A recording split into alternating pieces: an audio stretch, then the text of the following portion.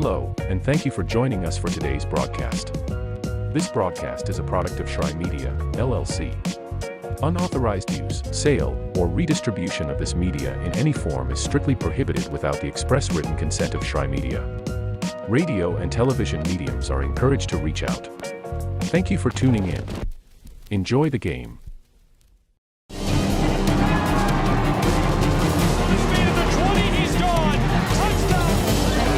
They have to score here. They're getting underway.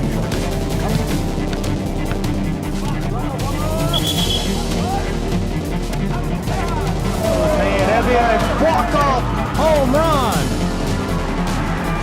Here's a shot to the right side. This is shaping up to be Here's a strike right side, too. Oh!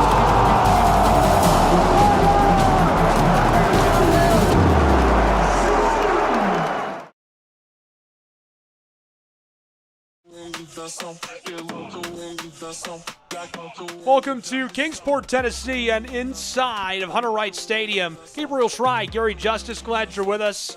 Game 3 of day 1 of the AAC baseball tournament, and they got an early start. They started before we could get the broadcast up and running, so we are joining the first inning in progress between the Lions of Bryan and the Royals of Johnson, or scratch that, the Knights of St. Andrews, excuse me.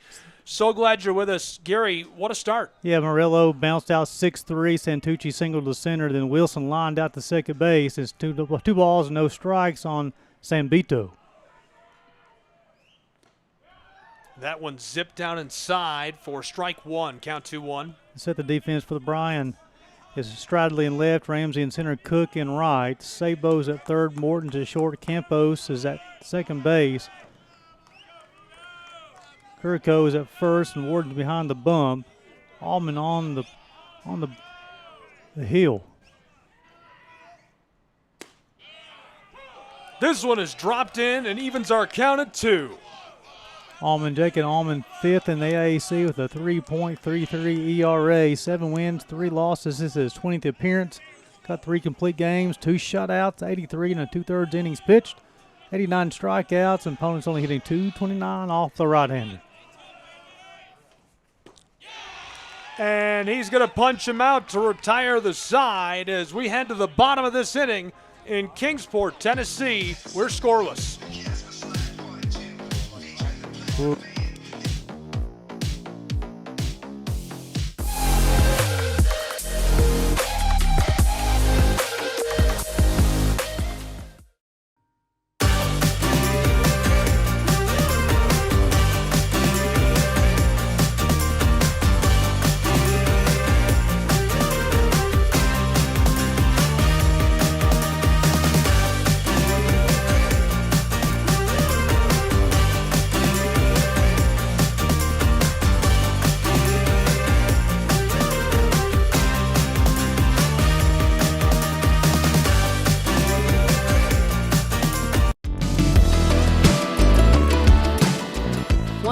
Favorite Southeast teams in action? We've got you covered. Stream live games and highlights on YouTube, Twitch, Amazon Fire TV, Stream TV, and more.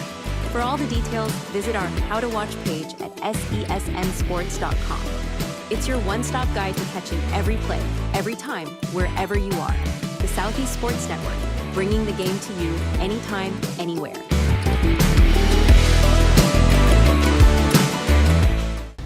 At the U.S. Center for Safe Sport, we see champions everywhere we look.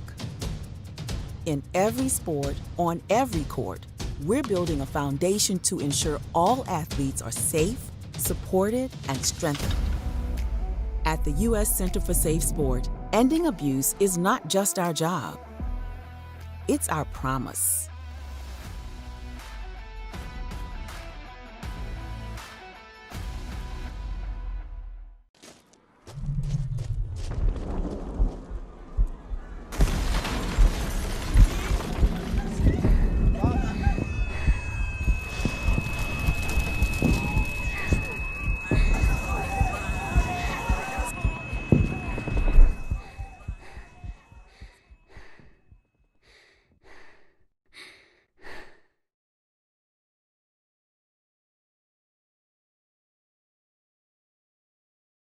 truck is a tool, but a Ram is life. Yeah, it's the wipe the sweat off your brow sort of life. But it's also the let's load up the ATV's life. The my kids play way too many sports life. The let's find a secret spot to fish life. That looks nice. Innovations, comforts, and powertrains built to power all the lives you live. Ram. Caleb Ramsey goes yard. Absolutely smoked the ball. Sails long over the right field wall. He destroyed that.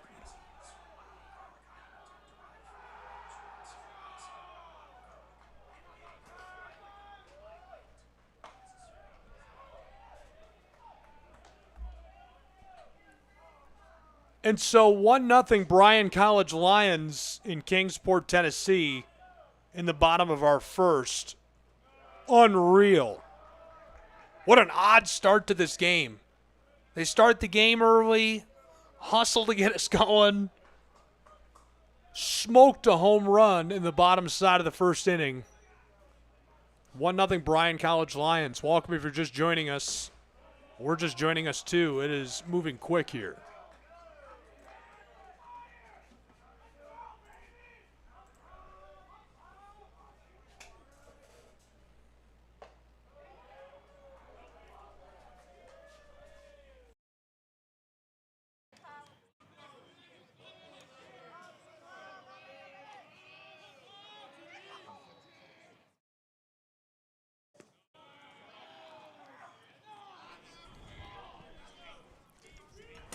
Three balls and two strikes on Dante Morton.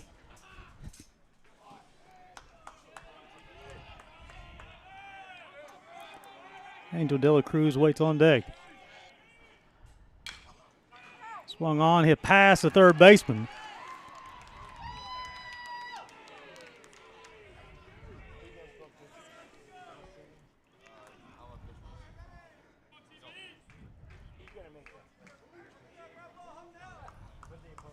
Number 24, Angel De La Cruz. Look at the DH, Angel De La Cruz. 205 on the season, 5 home runs, 24 RBIs.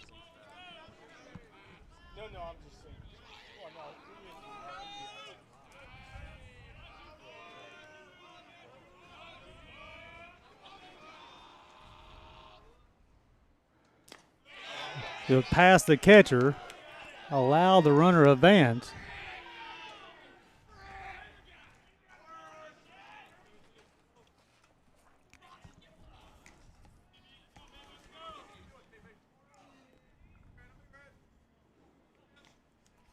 Ramsey led off with a home run to right field. Dante Morton singled to left. First pitch to De La Cruz, gets past the catcher. Allows Morton to advance from first to second.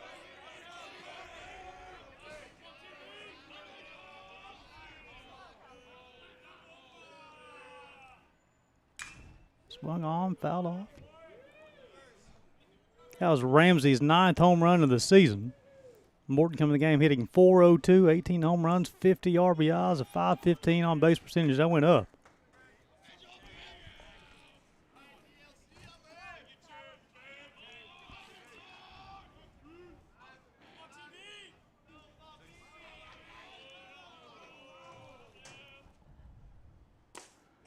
Tried the inside corner and missed. That's got 2 balls and a strike.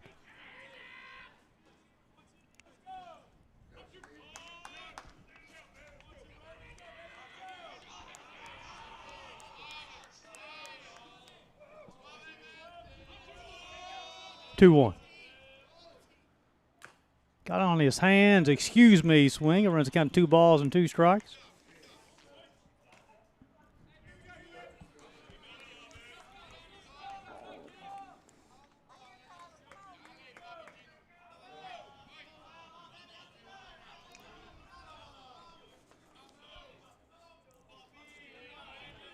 Tyler Barfield on the bump for the St. Andrews Knights. Take off attempt second base, not in time.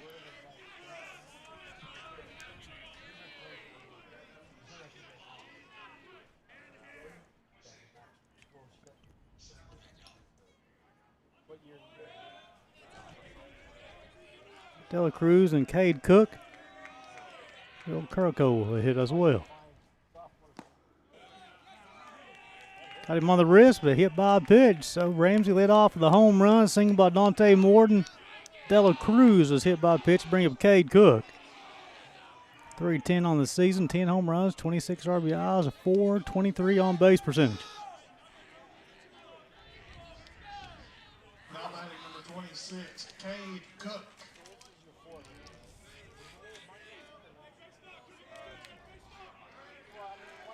Dante Morton, the player of the week in the conference back on February the 24th. First pitch swung on, fouled off, straight back.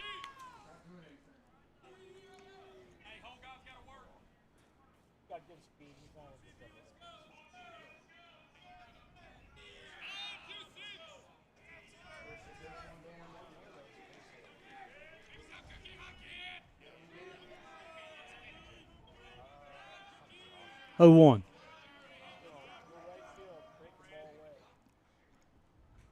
Swung on, fouled off, quick to no balls and 2 strikes. Bryan's come out swinging the sticks early. The Bryan Lions.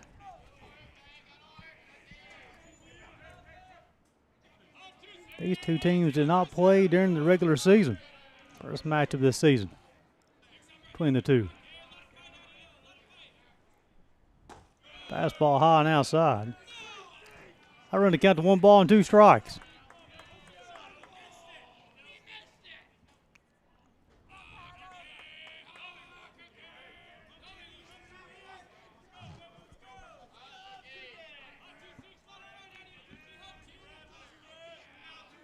Runners will get their lead. Swung on, hit past the first baseman. A wide turn at third base, and they'll stay there. Morton will be held up. Bases are juiced, nobody out. Credit Cade Cook with a 3rd hit of the inning for the Bryan Lions.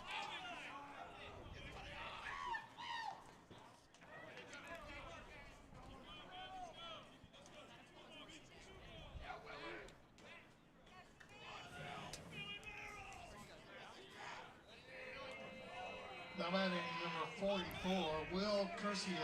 Curcio, the first baseman. Curcio, 272, 7 home runs, 28 RBIs. Swung on, popped up. Center fielder will corral it for the first out of the inning. The throw will come to third. Rello will cut, and both runners will tag, and everybody is safe.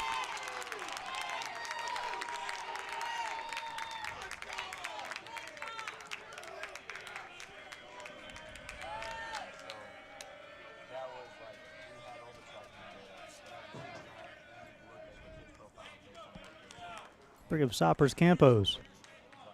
Cyrus Campos, 261, 6 home runs, 23 RBIs. He's a second baseman.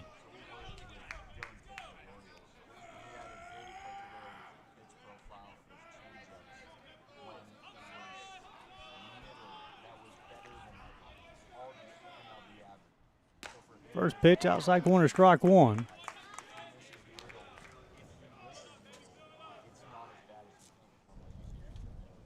Appreciate your patience. We're experiencing some technical difficulties. We're working through those right now.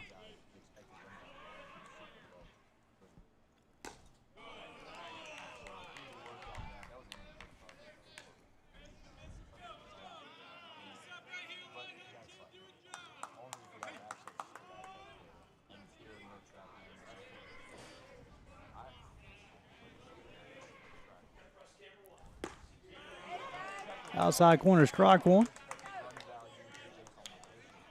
Check that, 1 ball, 2 strikes.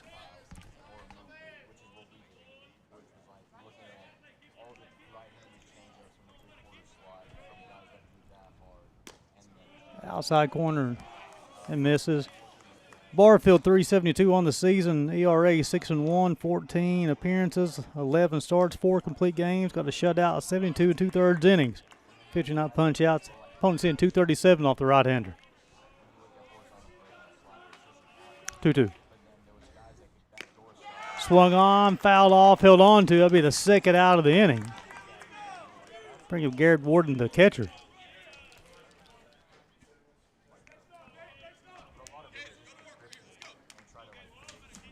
The batting number 8, Garrett Warden. Wilson's in center, Santucci's in center. Check out Wilson's in left, Santucci's in center. Ohea is in right field. Ohea. Third baseman's Garrett Wolf. Murillo's the shortstop.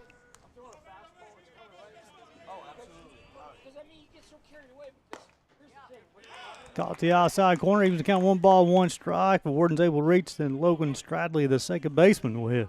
The left fielder will hit.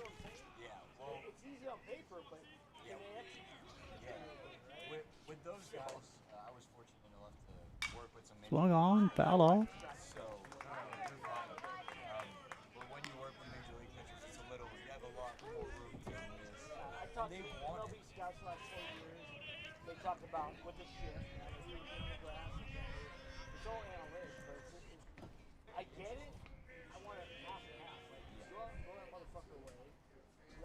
Swung on, foul off. We'll do 1-2 all over again.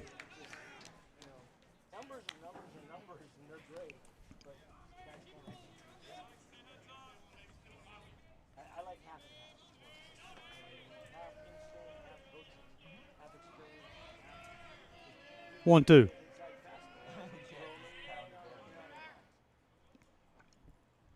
Swung on and missed. Tyler Barfield's able to minimize the damage to only 2 in the top half of the first. As we go to the top half of the second, it'd be Hamby, Bibber, and Wolf. Watch college baseball on the Southeast Sports Network.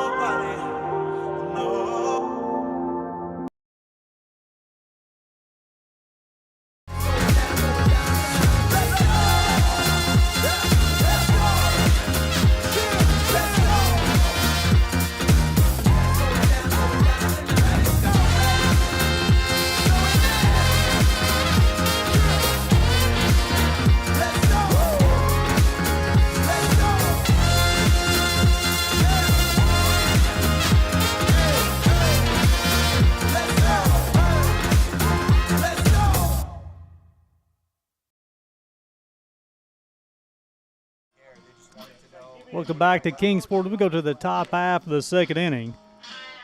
Bryan put 2 on the scoreboard, and they're bobbing the half of the first. As we go to the top half, it would be Garrett Hamby, Bryson Bieber, Garrett Wolf.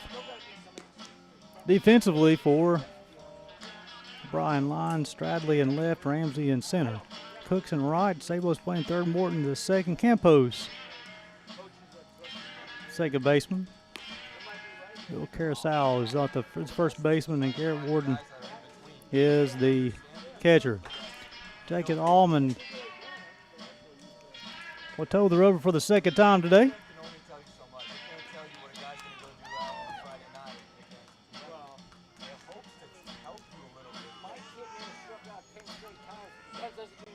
An inning a hit, struck out 1, 14 total pitches, 10 strikes, got 1 fly, 1 ground out.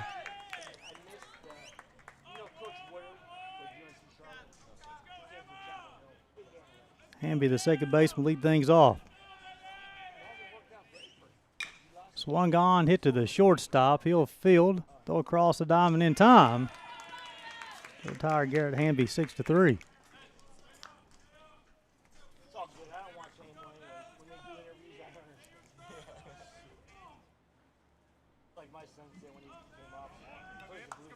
Now batting number 8, Bryson Bibber. Bibber will now be the hitter. 241 on the season, 7 RBIs. Swung on, fouled off. That one escaped Hunter Rod Stadium. St. Andrews coming to this ball game 25 wins, 20 losses. Bryan 26 wins and 20 losses.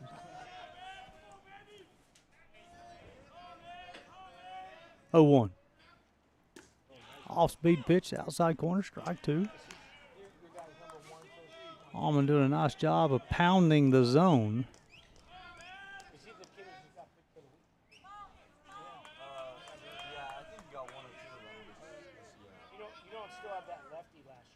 Swing on and missed. That will be the second punch out for Jacob Allman this afternoon.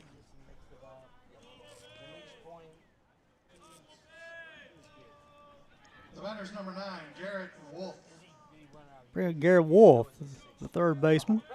227 on the season, 5 home runs, 18 RBIs, a .381 on-base percentage.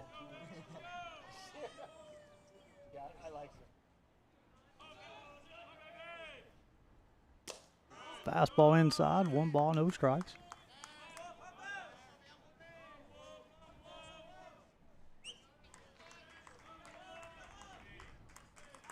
Allman works out of the stretch without runners on. Fastball swung on and missed as well. He definitely has swing and miss stuff. Fastball, curveball, slider. We'll mix a change in every once in a while. 1-1. Off-speed pitch misses outside. 2 balls and a strike. I believe that's Jacob's next step as far as his development as a pitcher. Throw that change up with confidence. 2-1. Fastball outside corner, even to count 2 balls, 2 strikes. It makes 2 outs. Deuce is wild here in the top half of the second. Deuce is all the way around.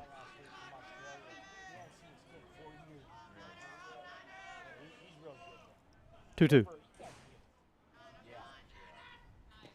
In the dirt. Nice job by Warden to block it up.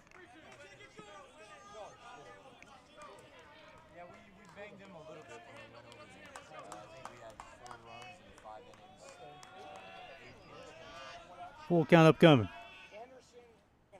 Inside corner, strike 3. And that will retire the Knights here in the second inning. 1, 2, 3. That'll be the third punch out for Jacob Allman. As we go to the bottom half of the second, P8, 9, 1 do it for the Lions. Stradley, Sabo, Ramsey, college baseball in the Southeast Sports Network.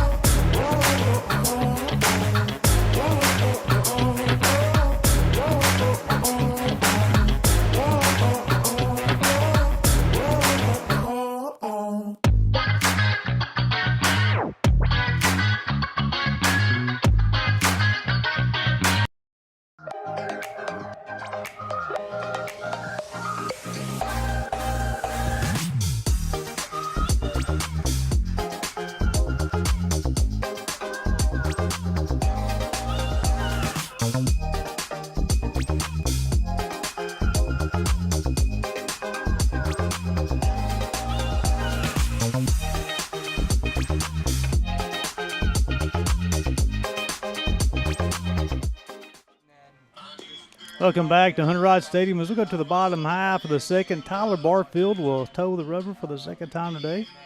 1 inning pitch so far, 3 hits, 2 runs, both earned, 2 strikeouts, 1 flyout, 26 pitches, 17 strikes for the right-hander. You'll face 8-9-1.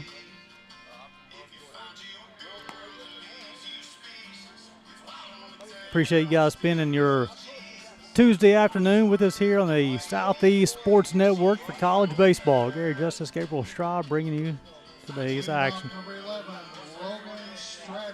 Logan Stradley, the left fielder, lead things off for the Lions. 328, 5 home runs, 21 RBIs, an impressive .437 on-base percentage.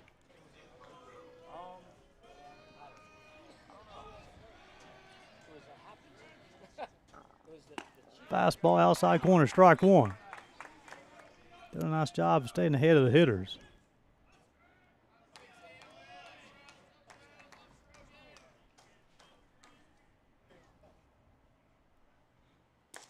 Off-speed pitch, just missed.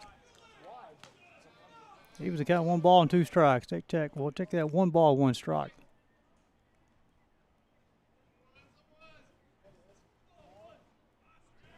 On. Swung on, hit towards the right fielder, going back. The baseball is still traveling. It'll be over the wall. That'll be the second home run of the game for the Bryan Lions. Logan Stradley drove the 1-1 pitch over the right field wall. That's his 6th home run of the season. That gives the Lions a 3-0 lead. Number 4, Jake Sabo. Bring up Jake Sabo, third baseman. 276 on the season. Fastball caught the inside corner. He's hit 4 home runs, 30 RBIs.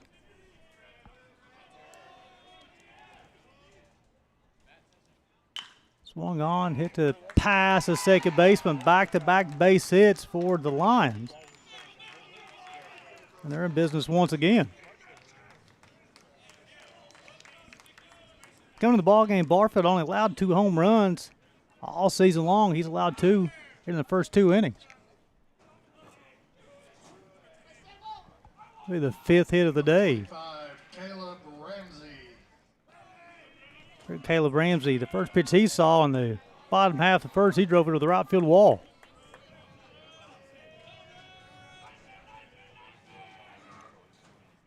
First pitch misses outside defensively for the St. Andrew Knights. Wilson's in left, Santucci's in center. Ohio is in right field. Wolf at third, Morello's at short. Hamby is playing second base. Bever's the first baseman. Boyston's behind the plate. Tried the inside corner and missed.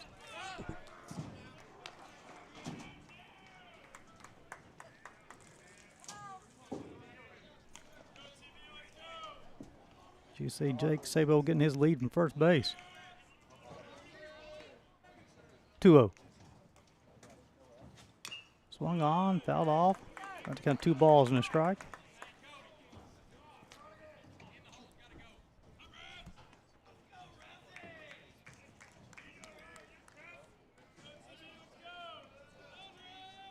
Bryan coming this ball game they've won 5 of 6 in the month of April as a team batting average .422. Fastball high and outside, 3 balls and a strike. Starting to have some very light action in the St. Andrews bullpen. Good look at Caleb Ramsey in the box.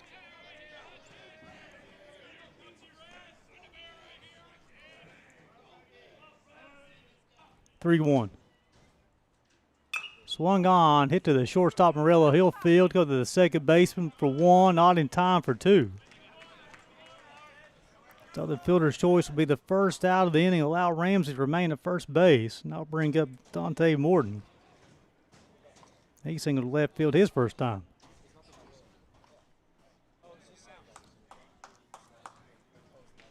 Number 5, Dante Morton. As a team coming to this ball game, the Bryan Lions had hit 83 home runs on the season. They got 2 today.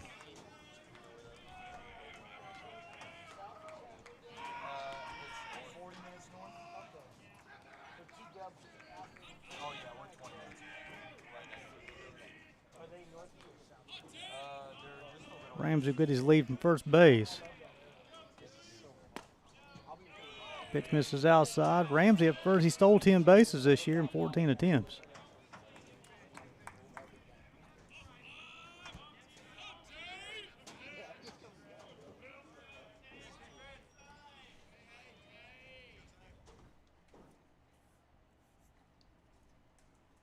(1-0). Misses outside.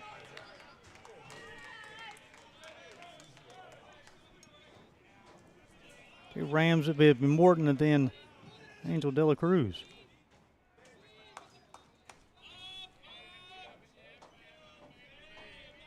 For 1 pitch, 2 outs. Swung on, missed. Big cut from Dante Morton, the shortstop. Young man definitely has had a heck of a season. They haven't announced all conference honors yet, but I'll be surprised if you don't hear his name called. 2-1. That's a good 2-0 swing from Dante.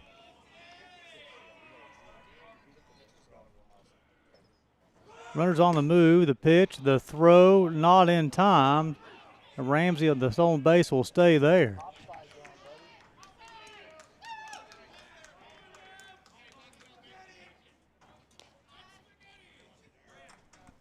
So now the Lions will have a runner in scoring position with only one out.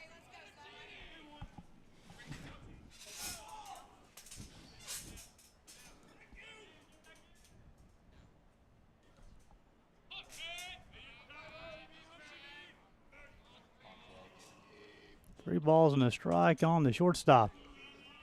Barfield to come set. Inside pitch, fills it up 3 balls and 2 strikes.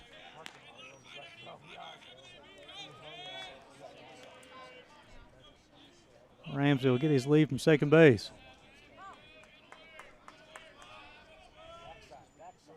Anvil will try to keep him close. 3-2. Swung on, fouled off.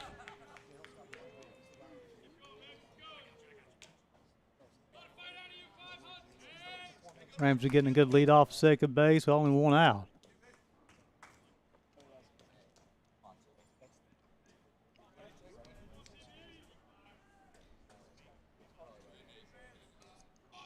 Long got bat for Dante Morton. Barfield will get his sign. Now he's ready to rock and roll. Swung on, fouled off. We'll do 3-2 all over again. Wilson, Santucci, Oheha was out in right field. Wolf, Morello, Hamby, Bebbers at first. Royston behind the plate. 3 balls and 2 strikes on Dante Morton.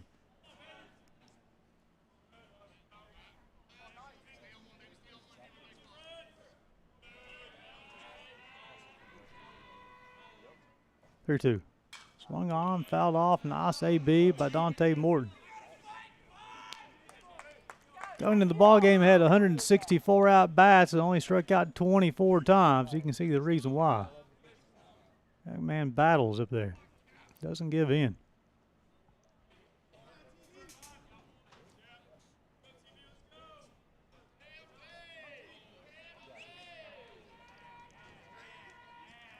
Three-two. Swung on and missed. That'll be the second out of the inning. I'll bring up Angel De La Cruz. He was hit by a pitch his first time. Number 24, Angel De La Cruz. De La Cruz, 205, 5 home runs, 24 RBIs.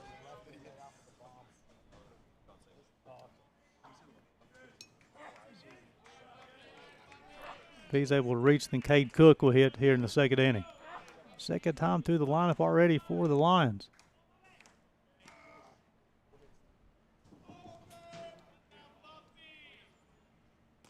Off-speed pitch misses outside. Always interesting going through the second time the lineup. How you going to start the hitters off? How do you get them off balance?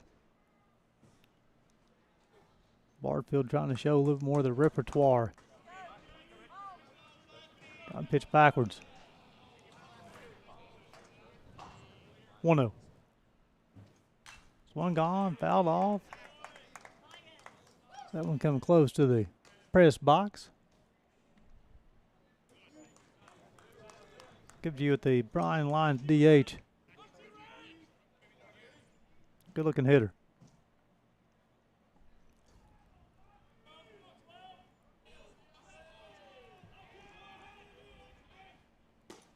Breaking balls off the plate. 2 balls and a strike.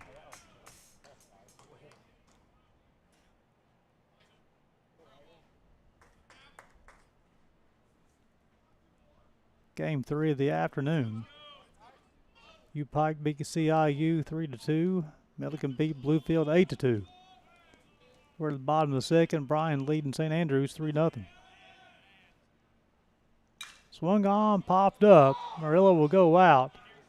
Wilson will call for it, and he will squeeze it for the third out of the inning. However, the Lions will add one off the home run by Logan Stradley. So we go to the top half of the third, be 8-9-1. Oheha, Royston, and Murillo. You're watching college baseball on the Southeast Sports Network.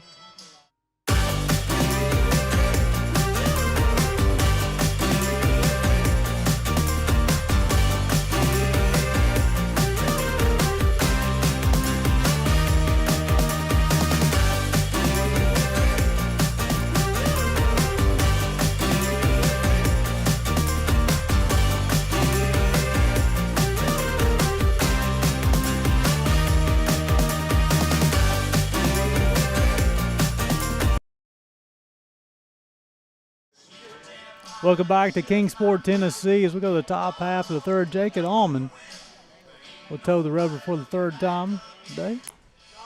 Gary Justice, the Southeast Sports Network. Allman threw 2 innings. He's got allowed 1 hit so far. Struck out 3, 1 looking. 1 fly out, 2 ground outs. 24 total pitches, 17 strikes.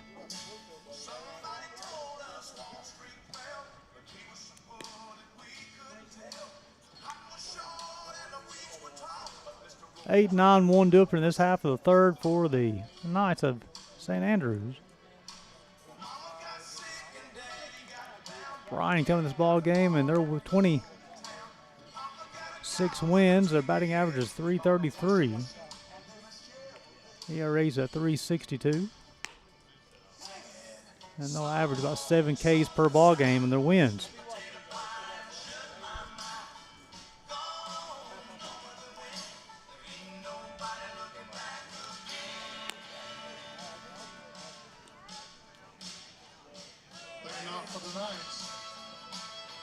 Take a look inside of the St. Andrews dugout.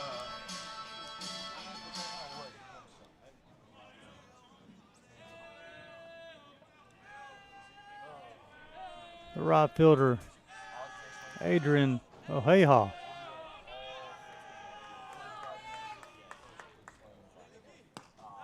Fastball misses inside. Oheha, Royston, Murillo. They're going to play him to go the other way. Swung on, hit down the left field line, be fouled. That escapes Hunter Wright Stadium.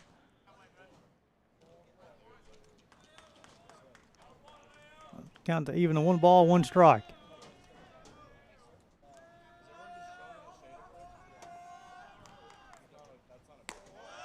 Pitch misses outside. Oheha, 228 on the season. He drove in 8 runs. .337 on base percentage.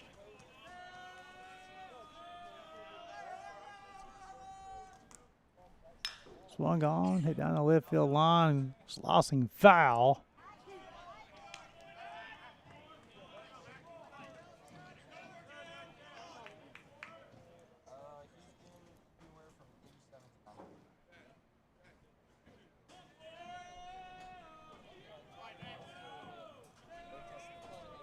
Two upcoming.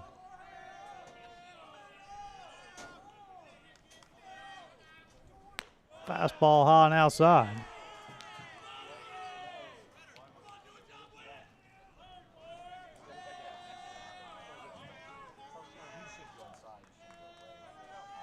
3-2. Fastball high and out. Ball 4.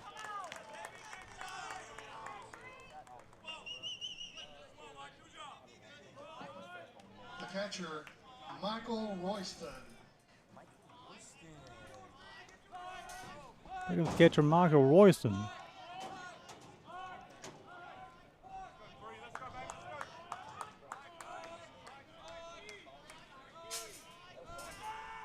A check on Oheha at first base. Nothing going on there.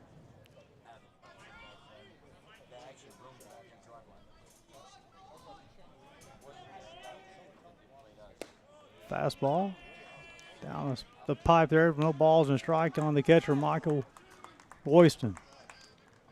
234 on the season, drove in 6. 379 on base percentage.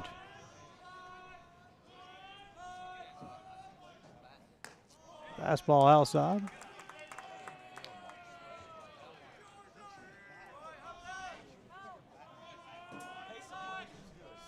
Still Heha getting his lead.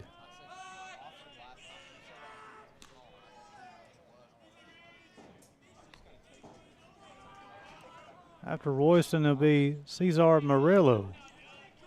He's a threat to run, got coming in the ball game with 50 stolen bases. I've been caught twice all year. Fastball outside. Already got 2 balls and a strike.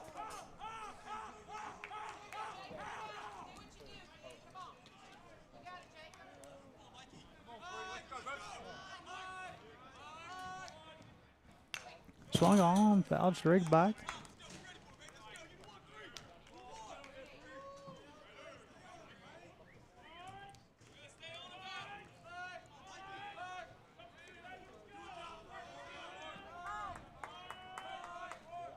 Two.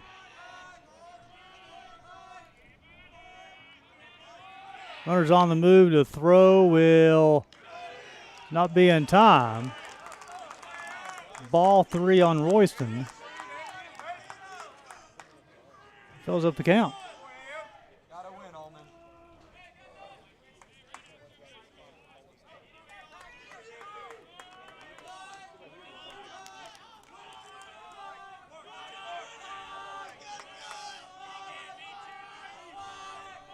Three-two.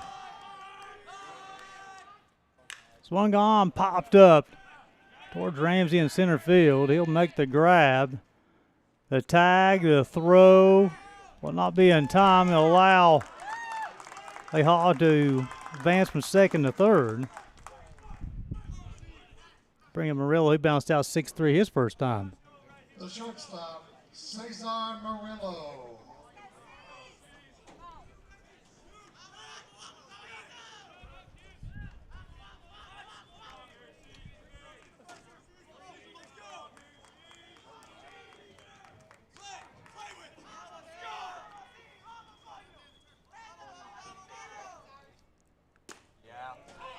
First pitch caught the zone, no balls in the strike.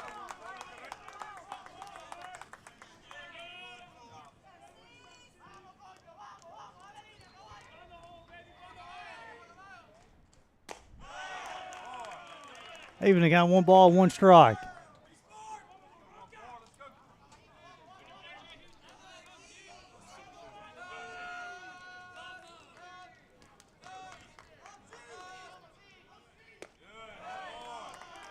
That one missed the zone as well. 2 balls and a strike.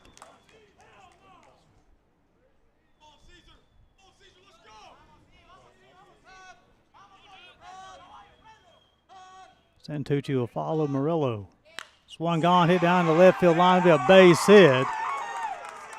That'll score 1. Murillo will go around first, and he'll stroll into second with a 1-out double. The St. Andrews Knights get on the scoreboard. Center fielder, Caden Santucci.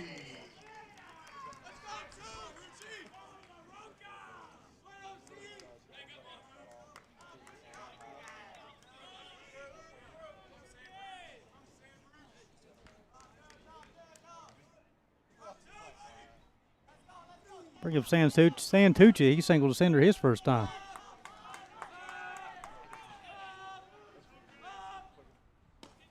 Breaking ball outside corner, strike 1.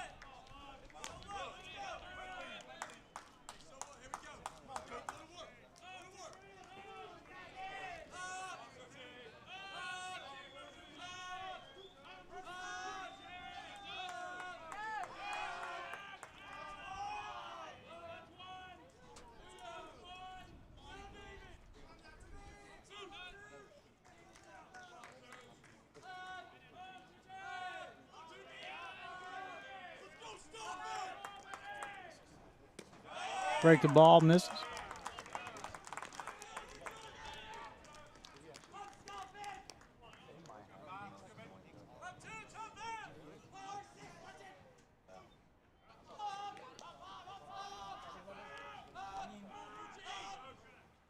Swung on, popped up.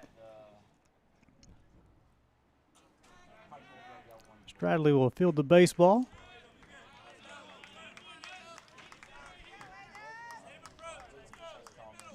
The left fielder, Aiden Wilson. Bring up Aiden Wilson.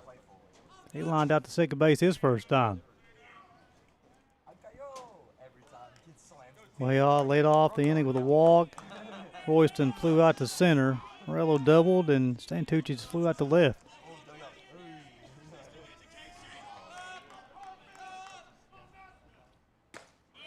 Fastball outside corner. Wilson's able to reach, and Zambito will hit.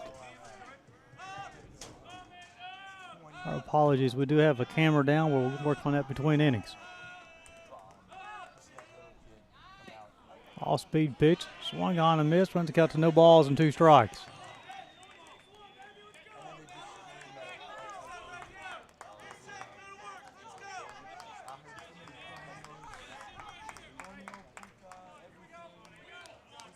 Almond got 3 punch outs so far, looking for number 4.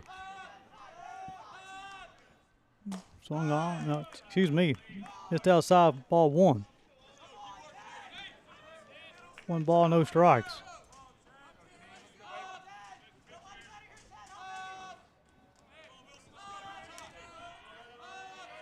One-two delivery upcoming. All the runners on the move. Strike 3. That'll be 4th punch out of the afternoon for Jack and Almond. However, the Knights will respond with 1 of their own in the top half of the 3rd. As we go to the bottom half, it will be 4, 5, 6 due for the Lions. Cook, Curacao, and Campos. You're watching college baseball on the Southeast Sports Network.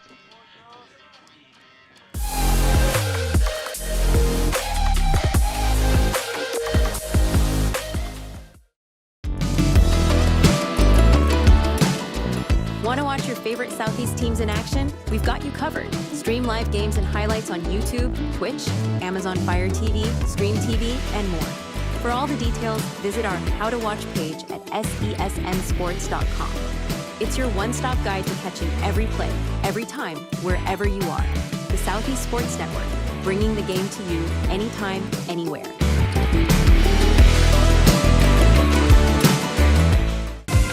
Catch the most thrilling moments from your favorite local teams, only on the Southeast Sports Network. From jaw-dropping touchdowns to game-winning goals, we bring you all the highlights that make the Southeast the heart of sports. Don't miss out. Tune in anytime, anywhere, and relive the action like never before. The action lives on our YouTube channel, but you can watch highlights many different ways by visiting our website. The Southeast Sports Network, where every play matters.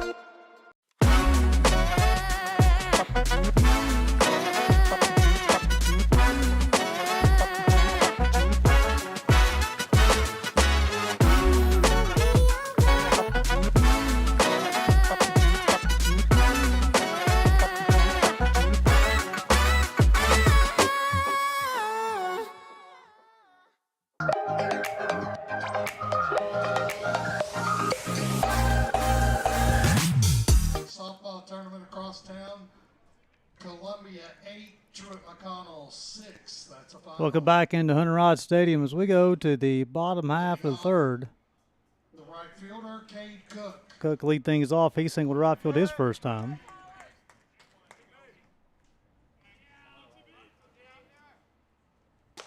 First pitch misses outside.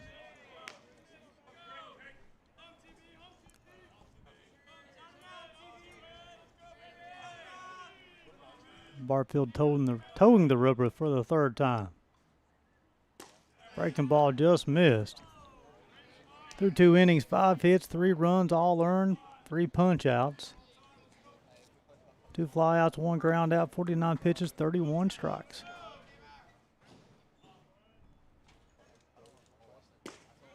Tried the inside corner, missed.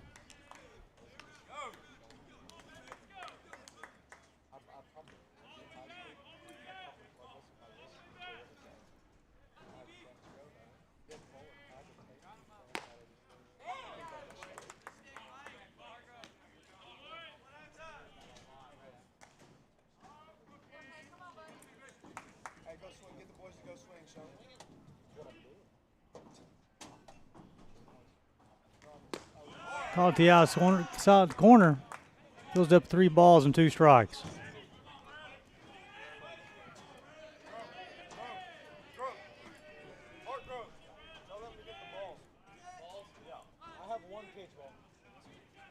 Three, 2. Swung on, fouled off. Let's say catcher's interference. I'll allow Cook to reach.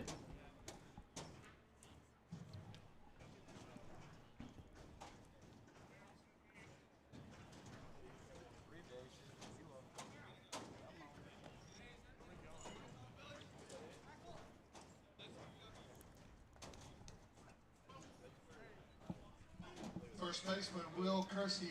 Curcio will step in the box. The first baseman, he flew out to Santucci, his first time in center field.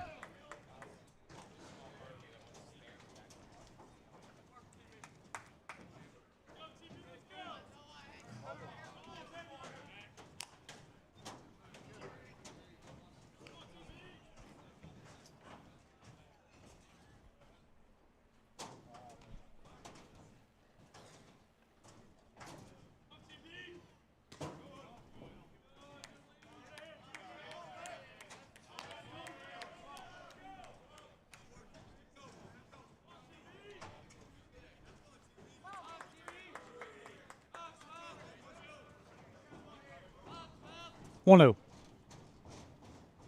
Swung on, fouled off. Give it to 1 ball, 1 strike.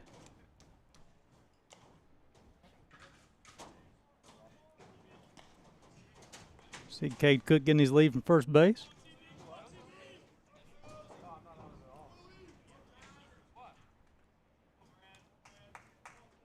One.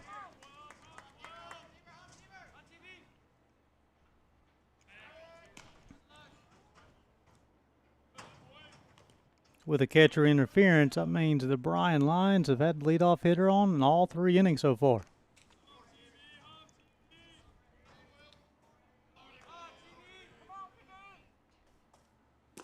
Swung on, missed. Going to count to 1 ball and 2 strikes.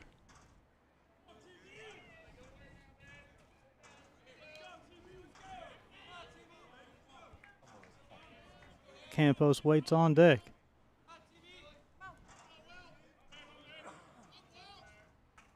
One, 2. Pitch outside. The pace ball get away from Royston. Allowed Cook to advance from first to second without a play.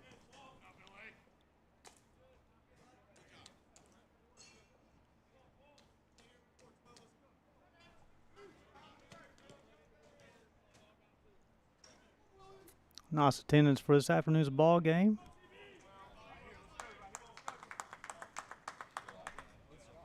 Two.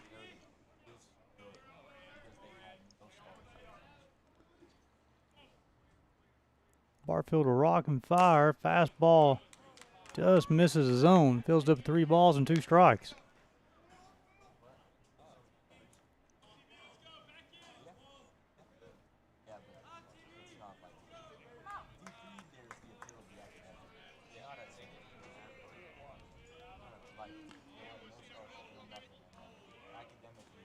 Three, 2. Tried the outside corner, missed. Be ball 4.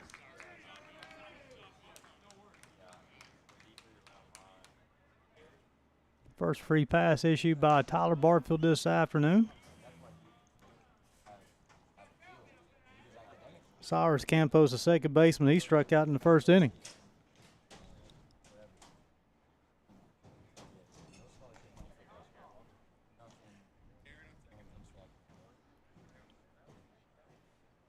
Watch college baseball on the Southeast Sports Network.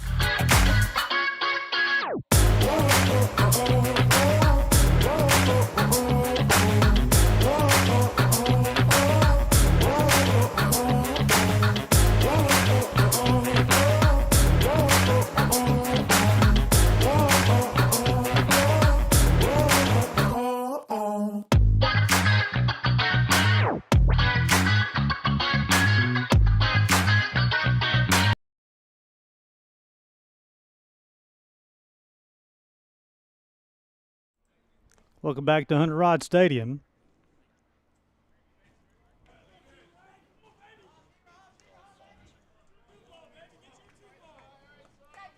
Runners at first and second, nobody out.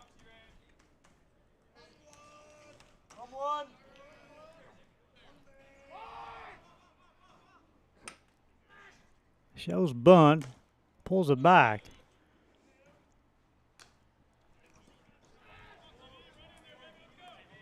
Bryan leading this one 3-1, looking to add more.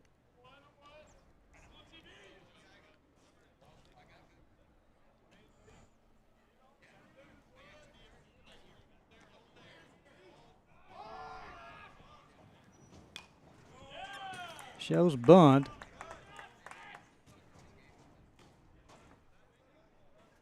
Unable to get down fair.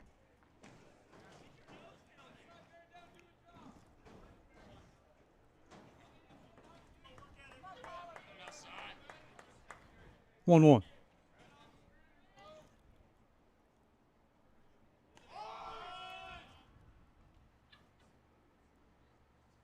Shows bunt gets down this time. He'll field, throw to first base in time. That'll be the first out of the inning.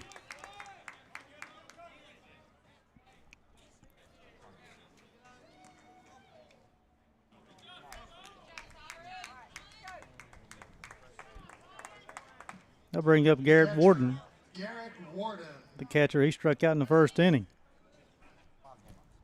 Now the Lions will have runners at second and third, leading this one 3-1 in the bottom half of the third.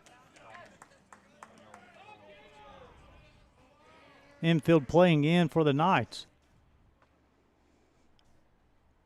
Swung on, missed, held on to by Royston. That's the job. The Knights will try to cut down the runner at the plate. As you can see the defense, everybody playing in.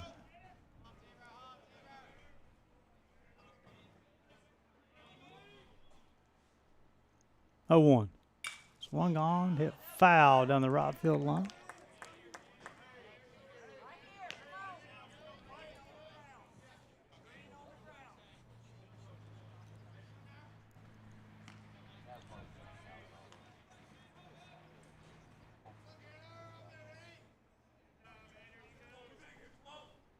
Oh, 2. Good spot for a strikeout for Bardfield. He's able to dial one up. Just off the plate, Royston. Nice job, 0-2. Definitely was off the plate. Royston was set up. His left foot on the black of the plate, and he expanded towards that left-hander's batter's box. It's a nice idea, though. 1-2. Swung on, get foul down the right field line.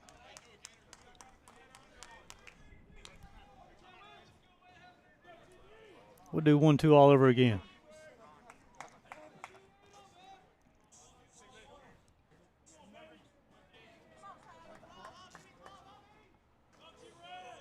Gets his sign from Royce, and now he's ready to rock and roll. 1-2. Swung on, popped up. That one will escape the Hunter Rod Stadium as well.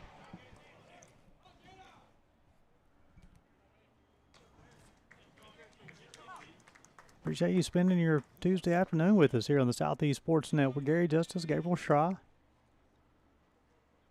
Entire crew bringing you AAC college baseball action. Also got the college baseball, softball postseason tournament being played right now as well on the Southeast Sports Network. Swung on, popped up down the right field line. Well, Hayha will give a chase. He will field the throw at the plate. With the plate will be in time. It will be in time. A 9-2 put out. And that retires the Bryan Lions in their half of the third. Gives the St. Andrews Knights some momentum as we go to the top half of the fourth. It'll be 4-5-6 for the Knights. And Beto, Hamby, Beber, you're watching college baseball in the Southeast Sports Network.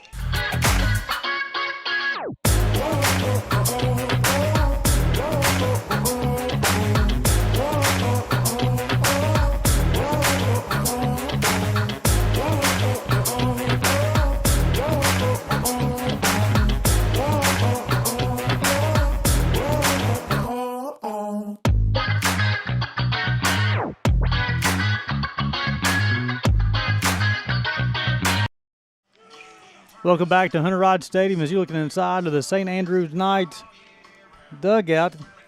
A 9-2 double play ends the scoring threat for the Bryan Lions in the bottom half of the third. And the Knights look to try to close the gap, trailing this one 3-1.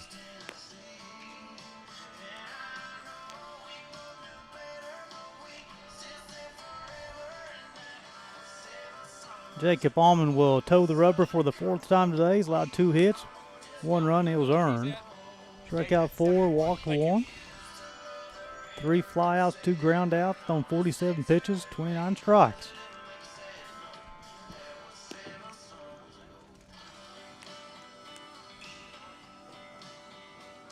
He's limited to St. Andrews of 3 innings so far and allowed him to lead off hitter on 1 time.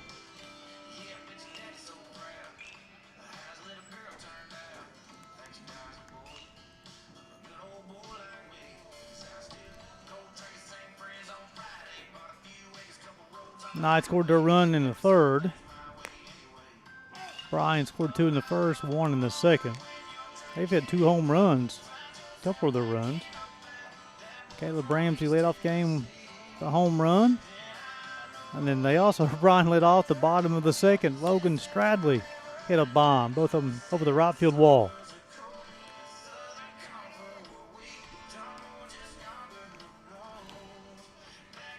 Zambito lead things off. He struck out to end the first. Leading off for St. Andrews, the designated hitter, Josh Zambito. Zambito, Hamby, and Beber.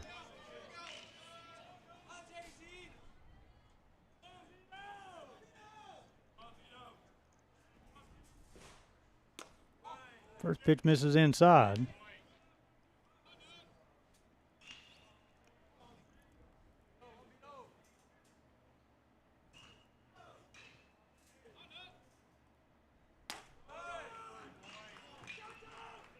That pitch will miss the zone as well.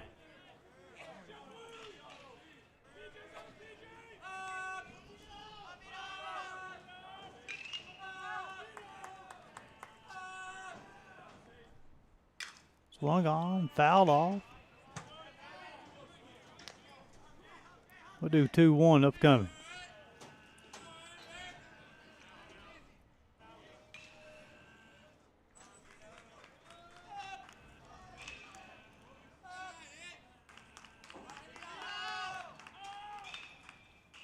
Swung on, fouled off. Warden unable to hold on to the baseball. The Knights scored their run in the third. O'Hayha, he led off with a walk, and he scored on the double by Cesar Murillo.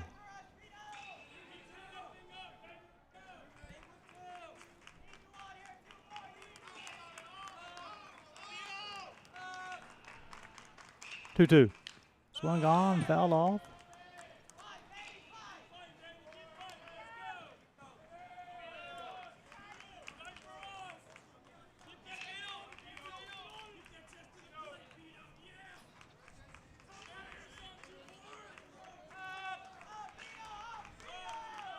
Two.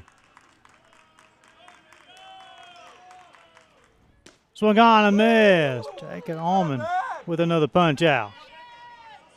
Back-to-back punch outs for the right-hander.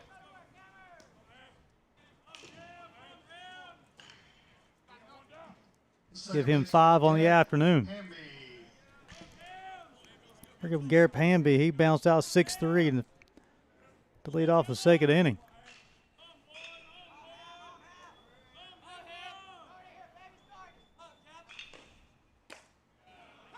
First pitch caught the zone, strike 1.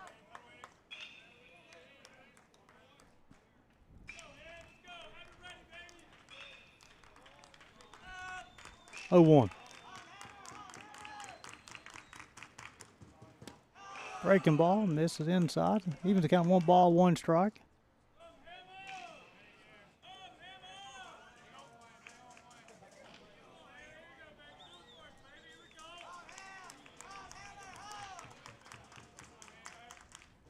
Swung on, it hit towards the right center field gap. Nice job, ball's dropped. Ramsey had the baseball in his glove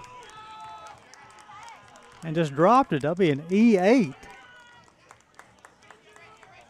I thought the baseball was going to split the right fielder and center fielder, but Ramsey closed the gap immediately, but had a nice beat on it. Just bounced out of his glove. Bryson Beber, he struck out in the second inning.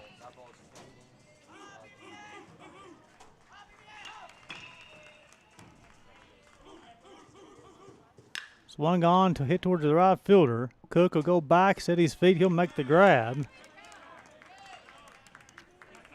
For the second out of the inning, bring up Garrett Wolf. He struck out looking to end the second. Third baseman Garrett Wolf.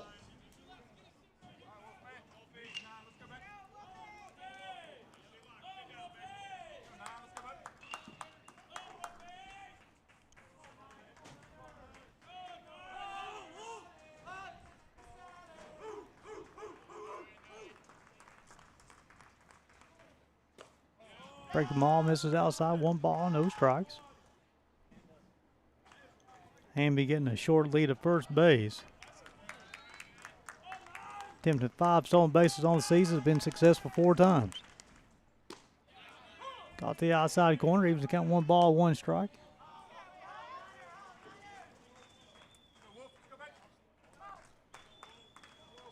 You see Campos right now at second base position there, playing up the middle, playing in the pool. Off-speed pitch, swung on, fouled off. The second time through the order, did a nice job of keeping the hitters off balance.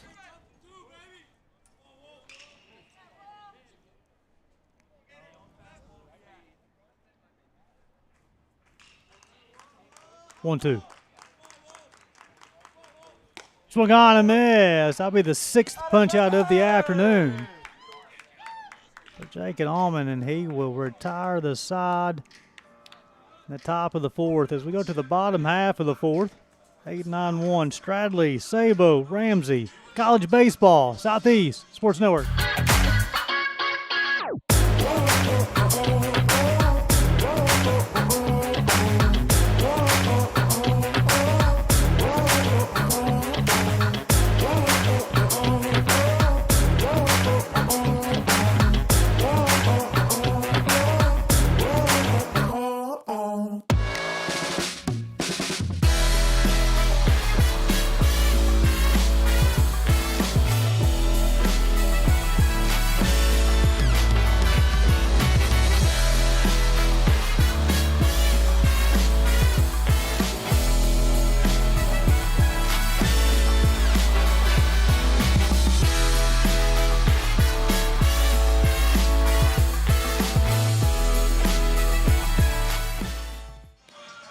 Welcome back to Hunter Wright Stadium.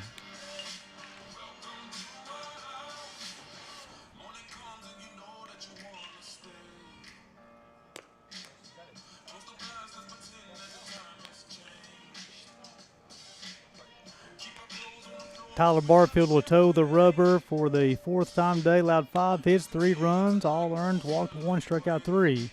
3 flyouts, 2 ground outs, 69 pitches so far, 42 strikes.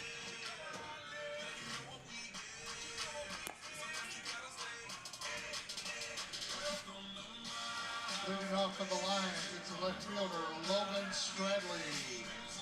Stradley lead things off. He led the second inning off with a home run over the right field wall, his 6th of the season.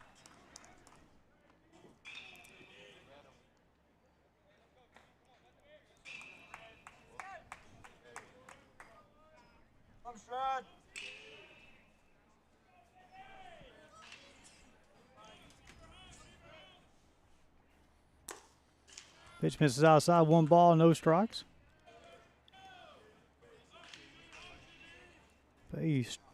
Stradley, Sabo, then Ramsey.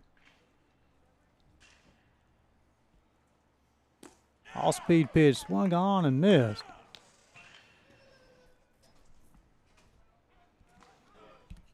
Even the count, 1 ball, 1 strike. All 3 innings, the Lions have been able to get the leadoff hitter on. Swung on and missed as well. Went to count to 1 ball and 2 strikes. Third time through the lineup. This will be the second time it'll be hitting. Tried the outside corner, missed. He was to count 2 balls and 2 strikes.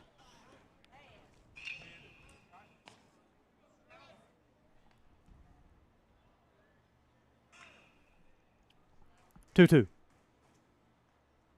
Swung on and miss. Barfield will strike him out. They'll throw to the first baseman to complete the strikeout. That'll be the first out of the inning. That's Barfield's 5th punch out. Jake Sabo. Bring up the third baseman, Jake Sabo. He singled to right field his first time.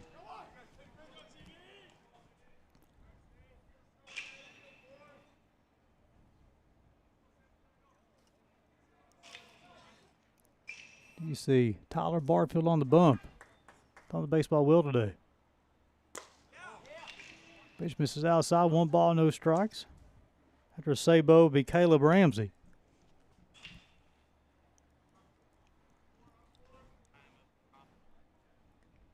1-0. Off-speed pitch. Runs count to 2 balls and no strikes.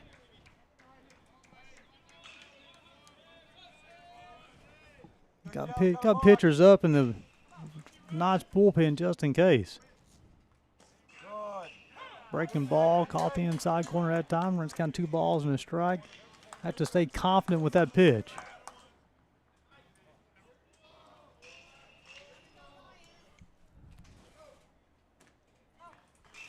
Two one. Tried the outside corner and missed as well. That's the 3 balls and a strike. Sabo and then Caleb Ramsey. 9-1-2. Outfield up with 3 balls and 2 strikes. Barfield only walked 1 this afternoon. Struck out 4.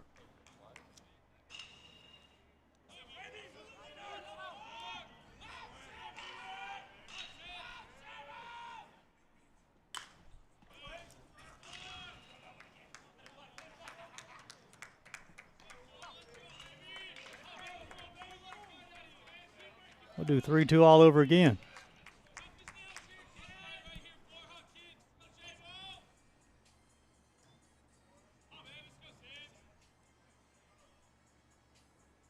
Swung on, fouled off.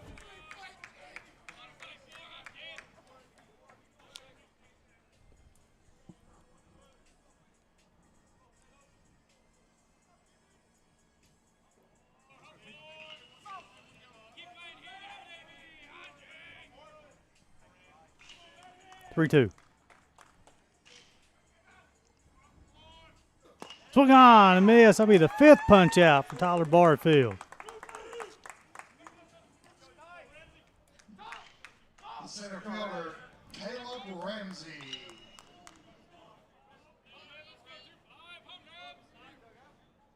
Caleb Ramsey, he led the game off with a home run over the right field wall, the center fielder.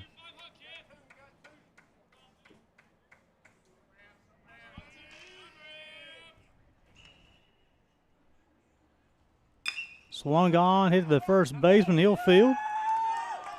Bever will step on the bag unassisted and retire the lines in order. As we go to the top of the 5th, it'll be 8-9-1. Well, Royston, Murillo, College Baseball, Southeast Sports Network.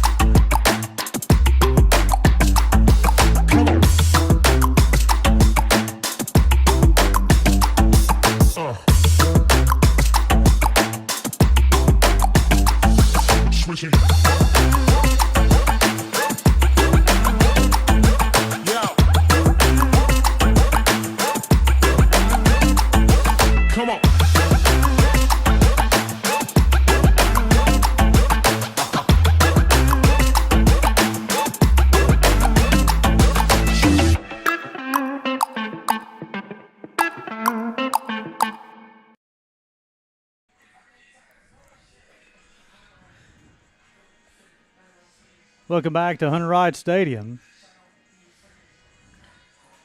Taking Allman will toe the rubber for the 5th time today. 2 hits, 1 run.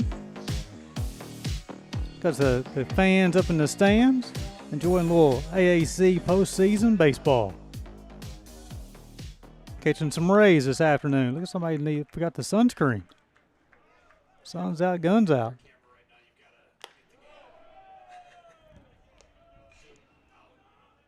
First pitch misses.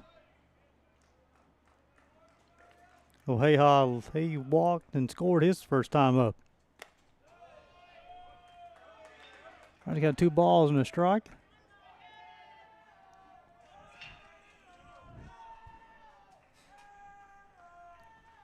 (2-0). This is inside. Gary, I'm wondering if our camera operator, Jeff, can zoom in on that container on camera 1. What is that? What is that?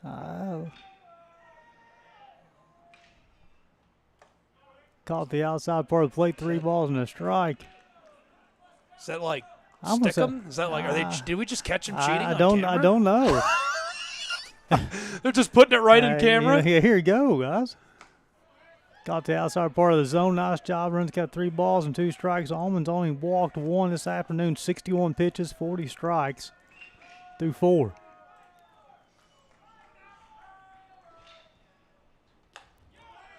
That one missed. That'll be the second free pass.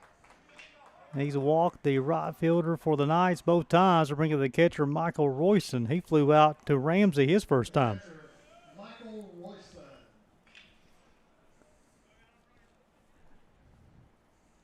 See the base runner at first base getting his signs from the coach. Royston and then Murillo. So far, Gabe, the Knights kind of weathered the storm. The Lions come in with 2 runs in the bottom half of the first, and they've kind of weathered the storm and battled back. Now they have time run at the plate in the top half of the 5th. Swung on, hit to the pitcher as he'll sacrifice bunt to the runners from first to second. Now bring up the top part of the lineup, Cesar Murillo. He's bounced out to the shortstop to lead off the ball game. Then he doubled down the left field line to drive in the first run of the game for the Knights.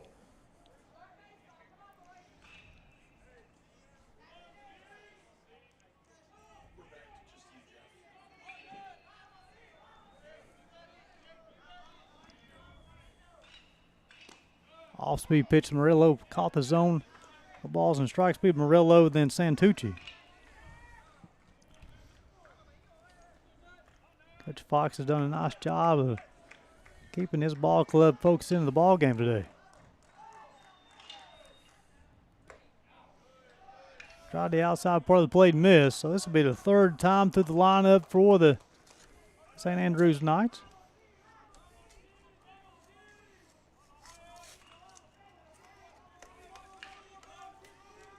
(1-1). Off-speed pitch as well.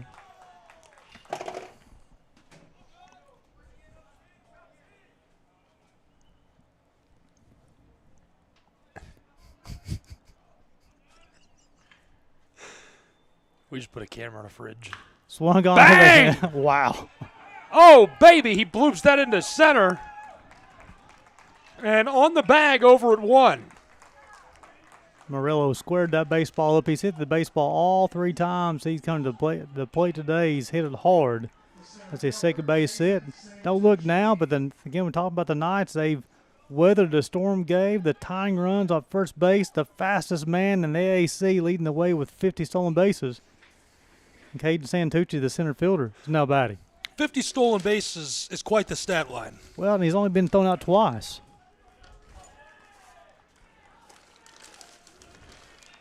Almond will come set. Morello's on the move. The baseball hit towards Ramsey in center field, going back, and he will make a circus catch.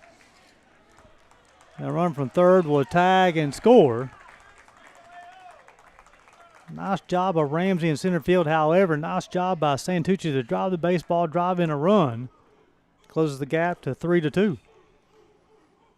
Really nice job of get him on, get him over, get him in. Lead off walk leads to a run. Now you have the third place hitter, Aiden Wilson, batting. He's lined out to the second baseman. He struck out looking. Back in the third.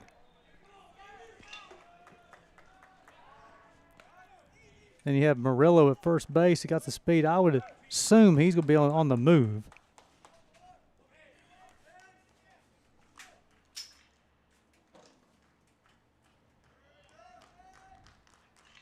Long hold. Quick move, not in time.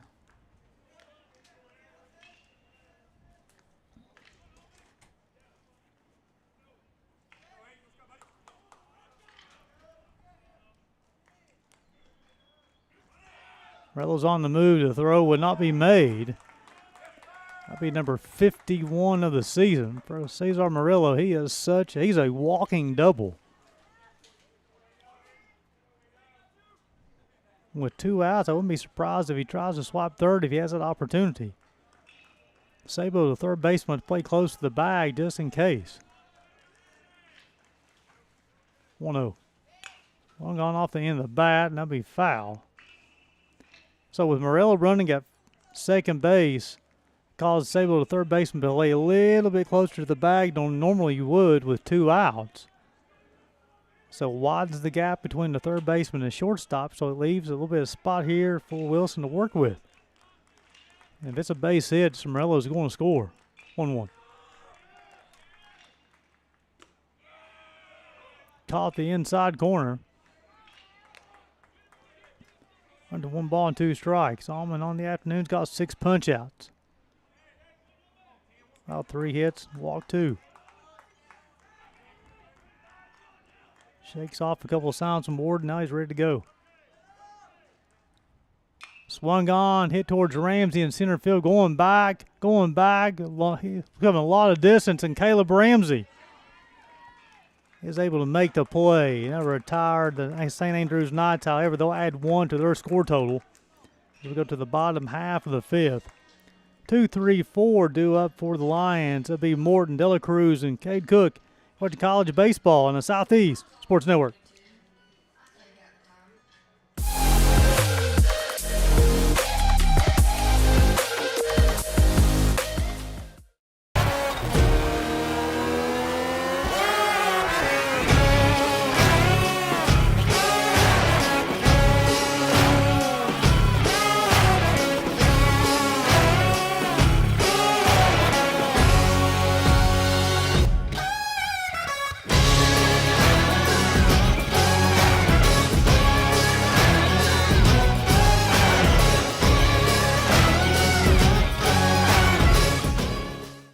The Southeast Sports Network is now on Amazon Fire TV.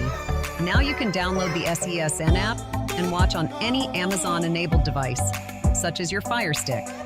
The easiest way to download the app is to go to our website, find the Watch SESN tab, and click Fire TV app. Then just select your device from the list. That's it. Free and easy. Enjoy watching the Southeast Sports Network on your Fire TV, Fire Stick, or Fire Tablet with just a few clicks. When it comes to making plans, you are the best.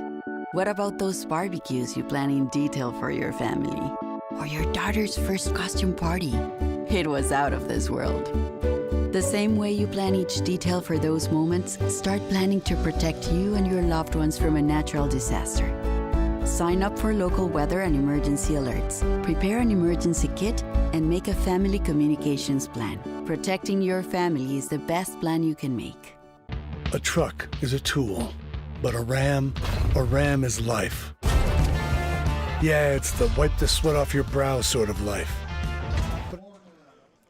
Welcome back to Hunter Wright Stadium as Tyler Barfield will toe the rubber for the 5th time today. Lions leading this one 3-2. Pitch misses outside of Dante Morton, Angel De La Cruz, and Cade Cook. Morton singled and struck out. Barfield's allowed 5 hits, 3 runs, all earned, 1 walk, 5 punchouts. 83 pitches, 51 strikes. Back-to-back pitches low and out of the zone. 2 balls, no strikes.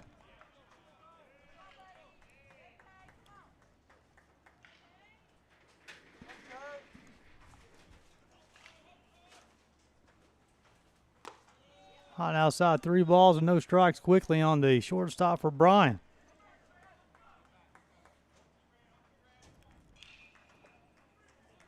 Through 4 innings, the Lions have been able to get the leadoff hitter on 3 times. That one caught the zone, 3-1. Got to think as far as pitching total so far, this might be Barfield's last inning. Swung on, fouled off. A diving attempt, unsuccessful though. They'll Phillips count 3 balls and 2 strikes.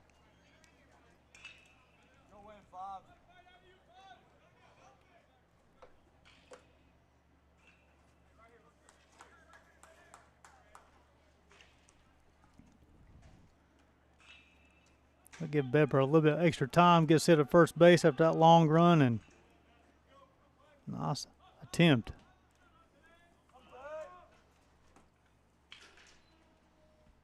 Swung on and missed. That would be the 6th punch out for Tyler Barfield. The 2nd time he's got Dante Morton. The designated hitter, Angel De La Cruz. Angel De La Cruz, the DH. He's been hit by a pitch. He's also flew out to the left fielder.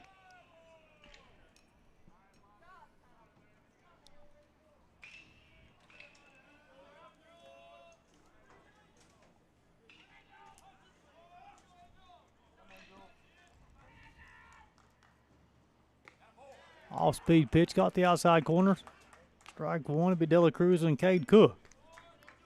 The Lions scored 2 in the bottom of the 1st, 1 in the bottom of the 2nd, and they've been zeros in the 3rd and the 4th. 1 out here in the 5th. Off-speed pitch, low and out.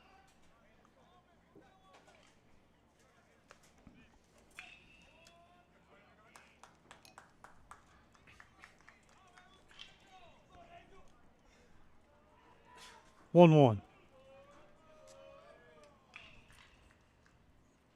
Swung on. Morello will go in. The center fielder doesn't see it. Morello will make the grab. Santucci was asking for help. Unable to find it. Bring up Cade Cook. Singled and reached on catcher's interference.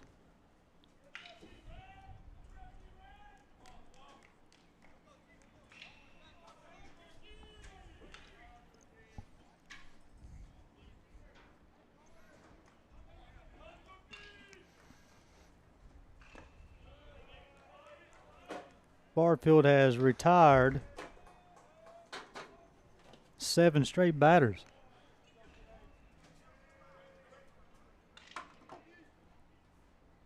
1-0. Fastball outside corner. Let's count to 1 ball, 1 strike. Seems like Gabe here later in the game. Barfield actually starting to get locked in. Retired the last 7 straight, 1-1. And Cade Cook. With 2 away, this one fouled off. This is a big inning. You come in this inning with 83 pitches. Of course, we talked about it at the beginning of the conference tournament week. You want to get their starters go as many innings as possible. He's one strike away from having a very efficient inning pitch-wise. Winds and delivers. Look at the break on that. That thing broke about 6.5 foot. Yeah. You know, Cook, he started to swing, and that baseball just kept on coming. And basically, he used the bat to fit off the baseball. And have you used the saying you taught me in Game 2 and Game 3 yet? not yet. No, with keep the viewers guessing on that one. We're going to save that. We're going to put it in the back of the bag. 1-2. Big cut, and this one completely misfired. It rolls into the backstop. Nice job of Cook. You can really tell the Bryan Lions, when they have 2 strikes, Gabe, they do such a good job of really making the adjustment at the plate, widen the stance, choke the hands. 1-2. Off-speed pitch. Was unable to check his swing, and that'll be punch out number 7 for Tyler Barfield. Make that 8 straight. He is retired as we go to the top half of the 6th. Do it for the Knights. It'll be 4, 5, 6, and Beto, Hamby, Bibber, College Baseball, Southeast Sports Network.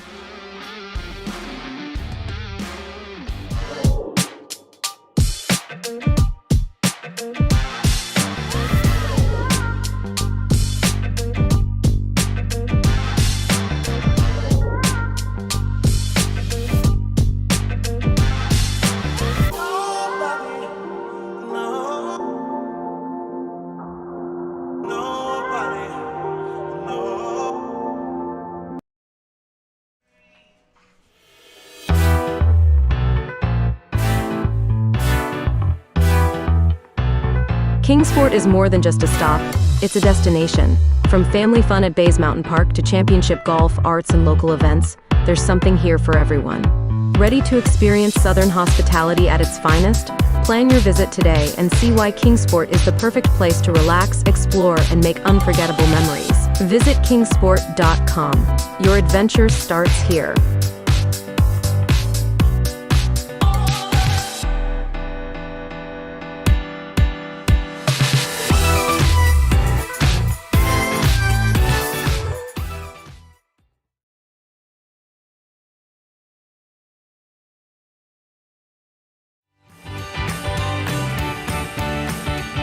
Stay connected with the Appalachian Athletic Conference and the Southeast Sports Network all season long.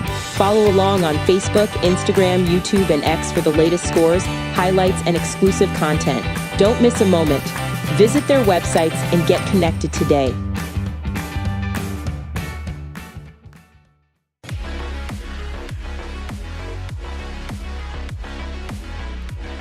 In Kingsport, we've got a barn burner, 3-2, a one-run game in the 2025 Appalachian Athletic Conference Tournament. And a really interesting story for the St. Andrews Knights. A devastating story, to be honest. Pretty emotional, I think, to see that story and hear about it for you and I. And we have some staff here, not just the students. I found out, I don't remember where I was, but I had a long drive back when I found out about the campus closing and the school shutting down, and that hurts. I mean, yeah. What do you say? It's truly sad, and to see these guys, and it's hard to stay focused, right? And what's my next step as a student athlete, as employees, what's going on? Because that closure is happening next week, May the 5th, and unfortunately, there's some financial issues that's caused this decision, and I have thoughts and prayers for everybody who works there, goes to school there, and just the uncertainty of what the next step is.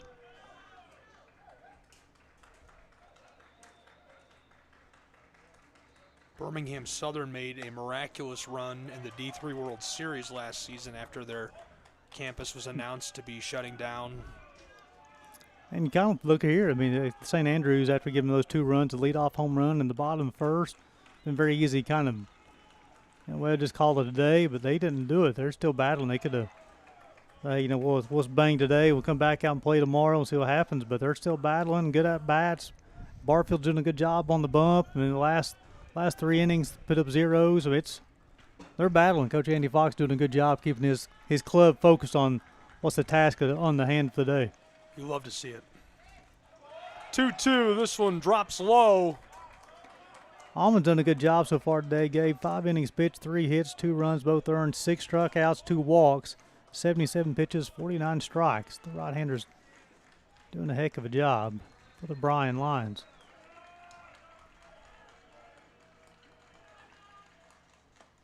Big delivery, a bigger cut, and he goes down swinging back to the dugout. One away on this side of the inning. He's done such a good job of keeping that leadoff hitter off the bags each inning. Through 6 innings, the leadoff hitter's only been on twice, and if you can keep that leadoff hitter on, it gives you such an advantage for the inning. Bring up Garrett Hanby. He's bounced out 6-3, and he reached on Ramsey's there in center field back in the 4th.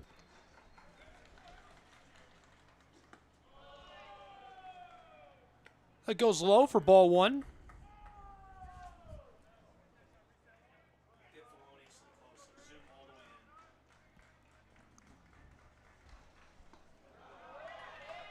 Second one delivered, second ball. Yeah, this third time through the lineups, really Allman is working out breaking the ball and also the change a little bit more. He has that plus fastball, but again, they've already saw him twice. He's trying to mix everything up, keep him off balance, avoid the barrel. 2-0 delivered down for a third ball.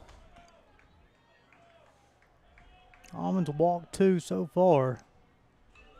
He's 1 pitch away from walking his third.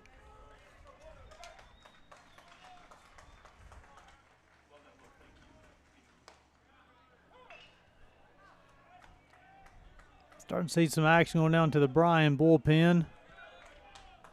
St. Andrews bullpen is quiet.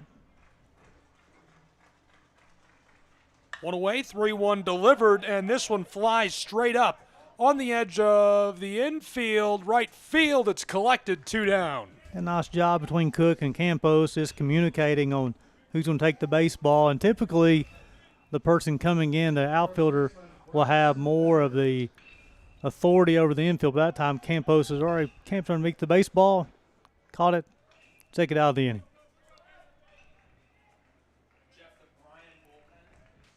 Bryson Beber now steps in the box. First pitch, caught the outside corner, strike 1. He struck out, and he's also flew out to right field.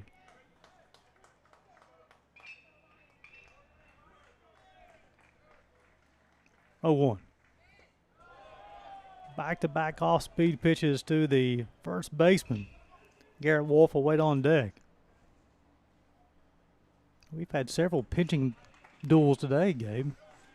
Count even at 1 with 2 away. That one lasered across. It'll be a ball. It's just outside of the zone. Noah Davis, and you had Cameron Brodier in that UPIC and CIU game this morning, and a 3-2 ball game. Milligan above and Bluefield's 8-2, but it's much closer than that. Got a hold of it, driven, and a little bloop into center field as he'll be on the bag over at 1. 1 on board now for the St. Andrews Knights at first. That'll be hit number 4 for the Rams. The Knights, excuse me. Wolf has struck out looking, he struck out swinging.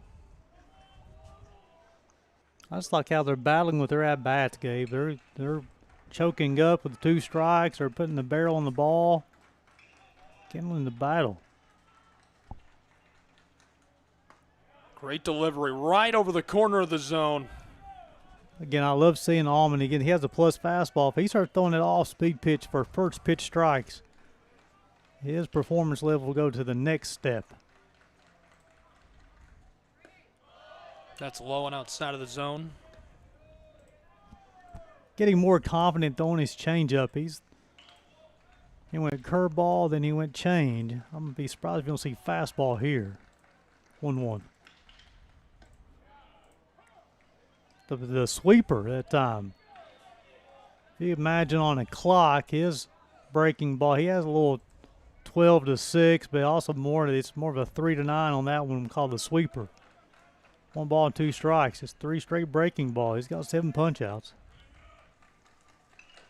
Bottom of the 6th in the softball tournament, right on cue. We get a hit here. This one controlled on the edge of the infield, and that is perfectly played by the Lions of Bryan College to retire the side. It's a 1-run game in Kingsport, Tennessee.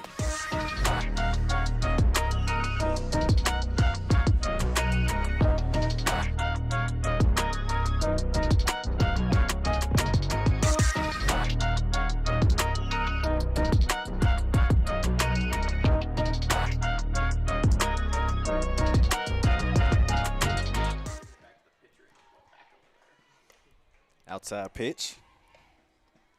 Be called for a ball. Kiera Leitner now to the plate.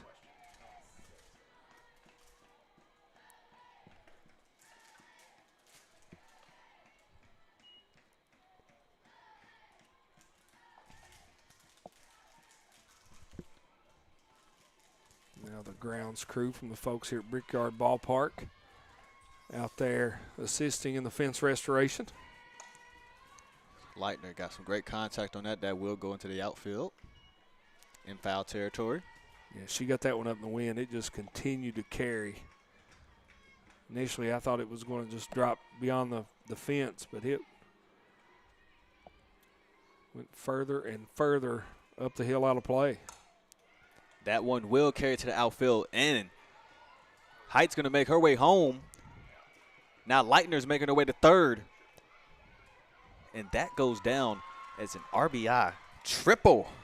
Yeah, nice piece of hitting by Leitner. Got it in the opposite field in the right center field gap. Goes all the way to the wall. Height scores easily. And, woulda, coulda, shoulda had Wade not been caught in the rundown and thrown out at third. That would have been a 2 RBI triple for Kiera Leitner. Agreed. I will say I do like that play as far as taking the attention away from Height, because then you can advance her to second. That's a shorter run home. You're right, 60 feet closer.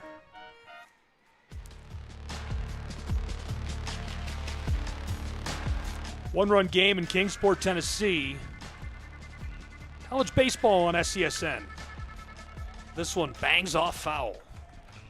Tyler Barfield will toe the rubber for the 6th time today. He's allowed 5 hits, 3 runs, all earned. 7 strikeouts, 1 walk. As it was 98th pitch. 0-1. Real low. That paints the corner of the zone. My goodness. You can tell the conditioning in Tyler Barfield. He's closing on 100 pitches. I think he's getting better now than he was in the first inning. Tough to look that way. You've got to be a very, very good pitcher. So he's allowed 2 home runs today. He only allowed 2 home runs all season long. But he's kept his composure. He's still battling, keeping his team. That's the purpose of a pitcher, is to keep your team in the ball game. He's doing an excellent job today. 1-2, and that'll punch him out and send him to the dugout.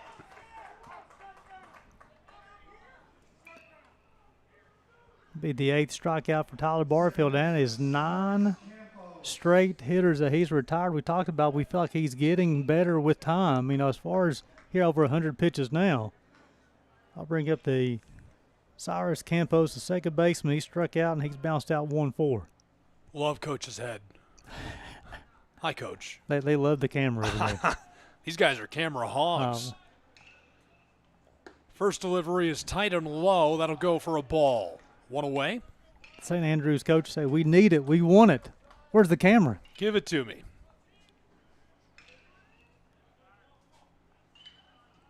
1-0. Popped off foul over the top of the backstop. Look out at the parking lot. Going back to that bottom of the first inning, the Lions, they've got 5 hits on the day, and 3 of them come in that first inning.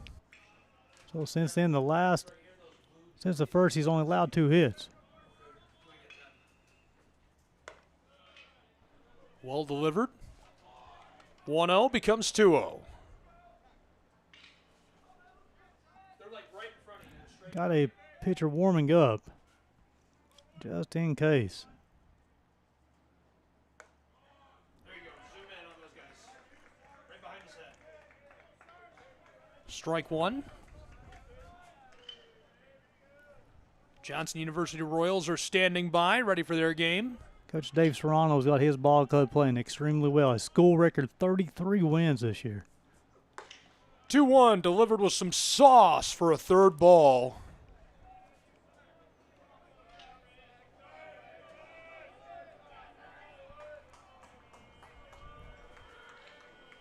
I lost my phone a long time ago. That's very hard to do when you're 30 years old or younger. Real tight again. That's going to send him down the line and onto the bag at 1.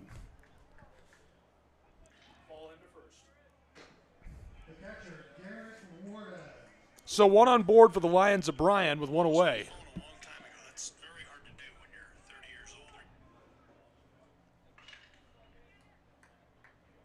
Where's my phone? There it is. Look it. I found it. I was getting real nervous without my cell phone. As the first batter that breaks a streak of 9 straight batters, he retired. Little check-in over at 1. Looks like he's comfy.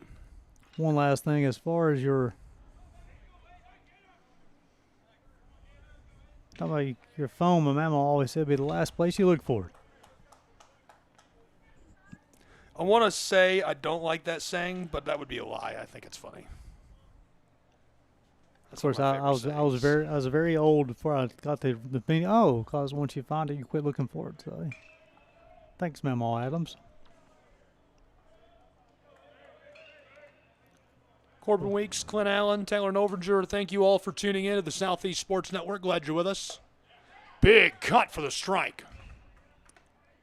Garrett Warden, he struck out in the first, and he flew out to the 9-2 double play back in the third.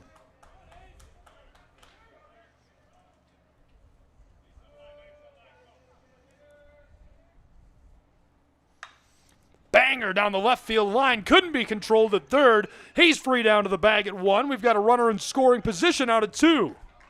Nice job, Wolf, the third baseman, laying out the body, just knocking the baseball down. He didn't prevent the hit, but kept the baseball in the infield. Keep the runners at first and second, keep the double play in order. I'll bring up Logan Stradley, who led off the second inning with a home run, and he also struck out. Running at first base, number 13, Cam Mullins.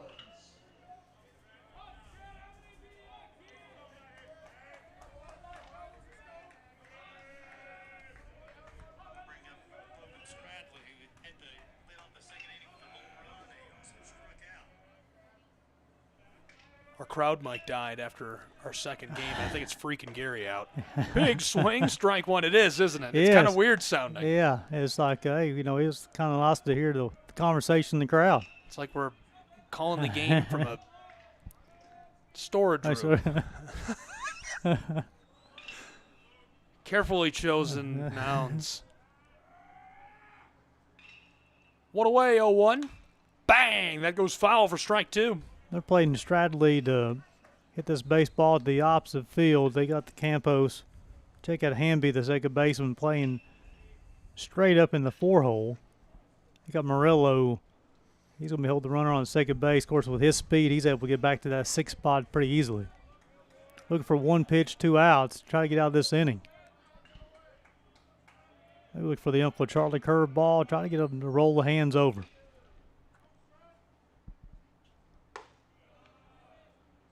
Little infomercial time. Southeast Sports Network is a subsidiary of a production company, Shrine Media. We do media consulting. It's my company. I've been doing it for about a decade and would love to help you out. If you're in athletics, whether it's soccer, swimming, you name it, we do it. Everything. Basketball, hoops, football. We do a great job. We bring quality like this to every production, give it 100%. We have a great team and great folks, and we'd love to help you out. So get a hold of Shrine Media. We do both white label production with all your branding, and we can bring in SCSN, National Sports Broadcast Network. We have a few other brands as well, including Midwest Sports Network, and we can roll in, bring all the cameras, bring all the crew, get it done for you. Reach out today at shrimedia.com or through the Southeast Sports Network. We would love to take care of your tournaments, your leagues, your national championships, you name it, we're here for it. And we have a good time. I promise you, we invest a lot of time. We invest a lot of time. This specific crew is a troublesome crew. We'll be rolling in with 4 or 5 60-year-old men and making a bunch of noise. And bring up Jake Sabo. He's 1 for 2. He's got a single pack in the second. Runners at first and second, 2 outs, and Barfield 1 out away from minimizing this inning to 0. Not even minimizing, just preventing any runs. Bottom of the 6th, 2 down already, 1 in scoring position. And the 1-0 goes low for ball 2. There's 2 on board, 1 in scoring position at 2. We've got a runner at 1 as well. So the pitching coach is going to talk to Barfield, and this will be interesting too because Sabo's the number 9 hitter. This is the 3rd time through the lineup. Ramsey on deck. He will flip the lineup over, and it'll be the 4th time he hits today. And a rule of thumb, it's hard to get hitters out 3 times. It is super hard to get hitters out 4 times. especially when you're Caleb Ramsey. So I'm looking down to the St. Andrews bullpen now, and they're got several guys standing around ready to go. I'm sure Coach Fox would love for Barfield to close out the sixth.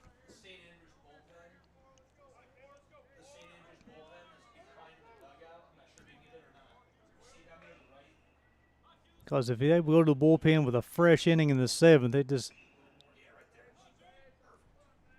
you'll see the bullpen, those guys standing around now.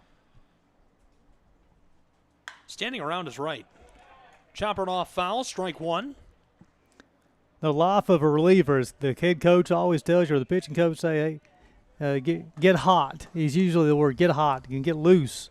And they'll usually communicate a 3, a 4, a 5, or 8, 9, or 10. That tells you how quickly they want you to get hot. The higher the number, the quicker they need you. Chopper to the right, this one controlled, and the side is retired in Kingsport, Tennessee. Still a one-run game between these two sides. 3-2 in the driver's seat. Running things, the Lions of Bryan College from in-state in Dayton.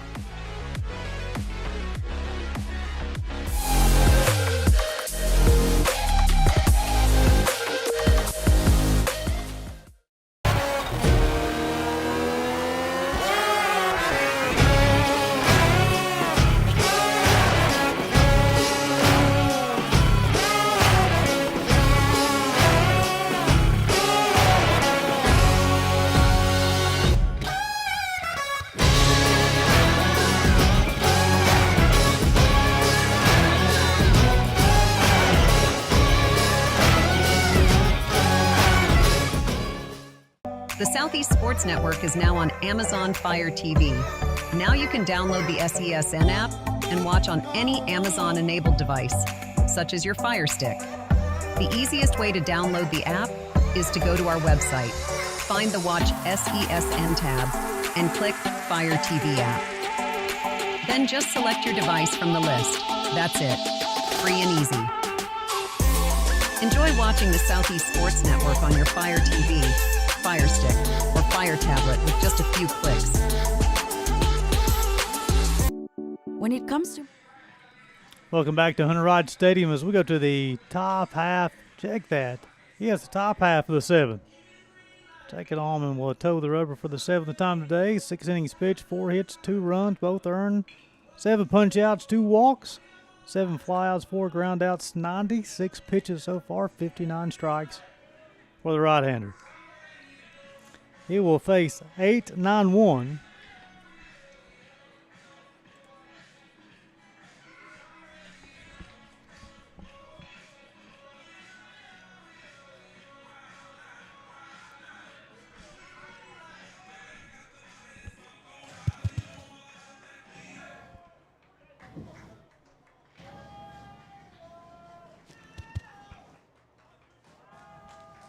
Adrian O'Hayha will lead things off here in the seventh.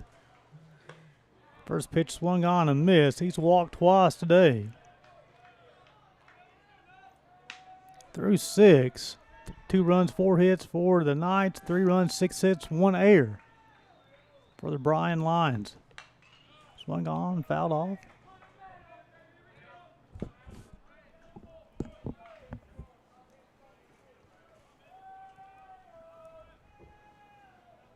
Gabe went down to change out our crowd mic. 0-2. Swung on a miss. That'll be punch out number 8 for Jacob Allman on the afternoon. Bring up Michael Royston, the catcher. He flew out to center and had a sacrifice bunt back in the 5th.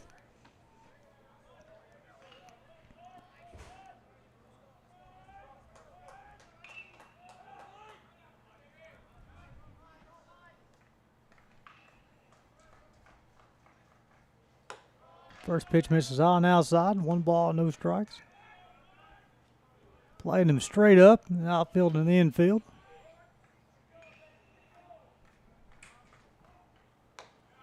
Got the outside corner there.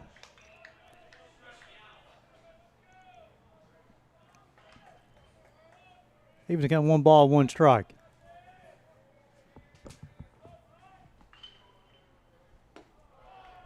Low and out, 2 balls, 1 strike. B. Royston, then Cesar Murillo, and then Caden Santucci.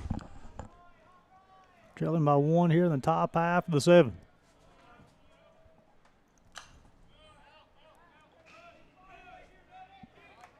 Foul ball will lead to 2 balls and 2 strikes. As Almond's over 100 pitches now. Starting to see a little bit more action in the Bryan bullpen as well.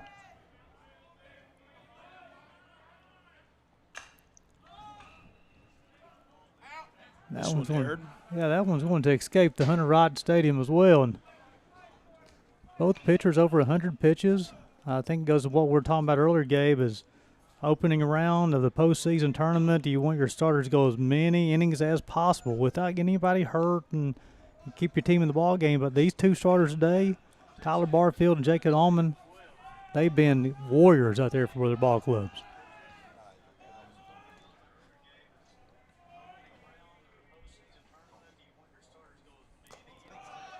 Just outside, our count is full.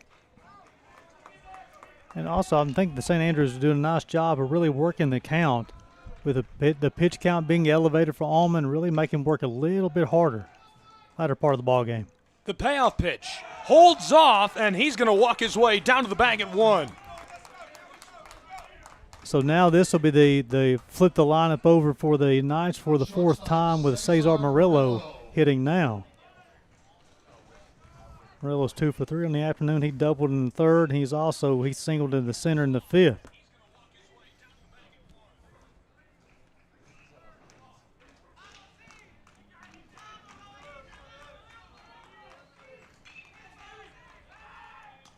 We'll check in over at 1.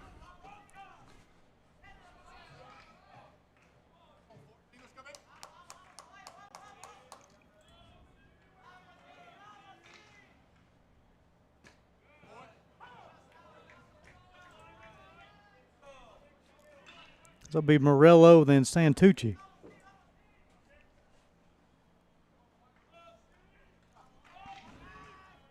Another check in at 1. Got to start thinking about opportunities, Gabe. Here they got in the 7th. Almost came up with it. Got 3 more cracks at the Bryan lines. They have an opportunity to put some pressure on Bryan. Strike 2. He's behind in the count. Here's your look across town. Rams and Eagles. It's 4-0 Reinhardt Eagles in the softball tournament. Another check in at 1. Murillo on the season coming into the ball game. He's actually up to 175 at bats on the year. He's only struck out 16 times with 175 plate appearances. Gabe. That is wild. Anytime they throw to 1, if you can flash over there, that'd be great. Got a hold of that. Popped up. He could be in trouble. This is right near the St. Andrews bench. He got it. Right near the dugout. Nice job of Warden tracking that baseball, and he made that look extremely easy. That's one of the toughest plays in baseball. Has his catcher's mask in his right hand and tracking that baseball. Has so much spin coming back to the field of play. He stuck with it. Nice play. Really nice play by the catcher. Got under that, controls it. That's what they need to do to get out of this. Santucci 1 for 3. He singled back in the 1st. St. Andrews, the Knights are letting it all hang out.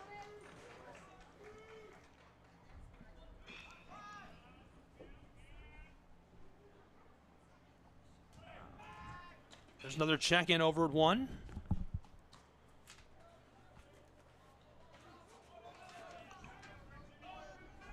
St. Andrews 5-5 in their last 10.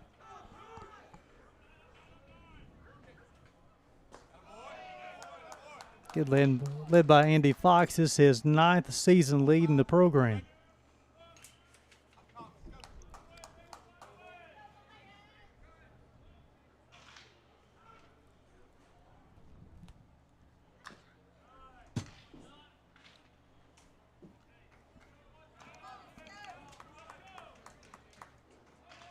Bryan coming in the ball game, Gabe, in the month of April, have a team batting average of .422. Displayed that in the first inning, but since then, Tyler Barfield's kind of steadied the ship. But now Jacob Allman he's matched him pitch per pitch today.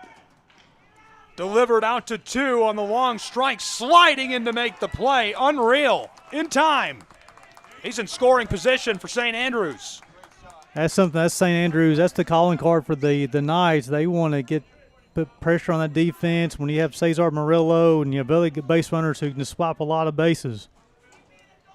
Watch out. That's Alfredo Jimenez.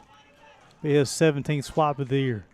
I think one of the best things about the Birmingham Southern situation, Gary, is all the media and press allowed all those players that were underclassmen that wanted to continue to play college baseball. Hold that thought. This one, chopper through the infield, controlled over to 1, and in time, that'll retire the side as the Bryan Lions flip it quickly. Instead of taking a break, we're going to get a look across town again at the softball tournament while I finish that thought. Gary, all that press was fantastic because it allowed all those underclassmen and players that didn't want to be done with college baseball to continue to play. They landed at a new home. So if you go to the Southeast Sports Network X account or Twitter or whatever you call it now, there is a tweet up. Reply if you're looking to continue playing. If you've got a son on this program or a daughter that plays for another athletic program or any program at St. Andrews, we're looking to help you find that exposure. We'll repost any highlights you have, a link to a recruiting profile. We want to help these guys that are underclassmen and gals that play on other programs and rosters at the university find a home, continue to play, whether it's in the NAIA, the NCAA, or whatever that may be. We would love to do anything we can to help boost that exposure and help you find that home and land there. Something with the Southeast Sports Network, you've always mentioned about the importance of bringing these streams free of charge. If people at home, you're there to help serve and help people. And definitely, if Southeast Sports Network can help make a connection with another, even if it's one athlete, that's powerful. Yeah. That's all we want to do. We want to help anybody we can. If it's one athlete, if it's 50, it doesn't matter. Please let us know what we can do to help. Tag us, post, reply to that tweet. And we will help do anything we can to make connections for athletes looking for somewhere to land and continue to play at the collegiate level. It's honestly heartbreaking to me. Anybody who's had a great undergrad experience or even a graduate experience, I know Gary is a great example. He's a Hall of Famer at his alma mater and very well connected and loves that community. To think of losing that in the midst of your undergrad degree is heartbreaking. It's heartbreaking. It hurts to think about. And couldn't more genuinely be serious when I say we are devastated for you and here to really help any way we can. And truly, you probably folks will be hearing that a lot, but reach out for help. For real, yeah. When people want to help, Yes. reach out because in a time of uncertainty and you're just not sure what to do, and it can be challenging mentally, and it can be almost have to make a decision based on desperation. Get all your facts, get all your information. Reach out to those folks who can help you, get you connected with the right folks. Because there are people out there who do want to help, and there are spots out there for these athletes or even just students. There are plenty of places of higher education who want to help. So Tyler Barfield's day is going to be done after 6. Allows 6 hits, 3 runs, all earned, 9 punch-outs, 2 walks, 4 fly-outs, 4 ground-outs, 117 pitches, 72 strikes for the right-hander. Excellent outing by Tyler Barfield. That's a couple of pitches. It's 1 or 2, isn't it? That's 1 or 2. That's an impressive outing indeed. That's a tough spot here for Ryan Cleary. It's his second appearance of the season. Worked 2 1/3 innings all season long. He'll come in and face the top part of the lineup for the Bryan Lions with Ramsey, Morton, De La Cruz. Ramsey, the first pitch he saw the ball game, put it over the right field wall.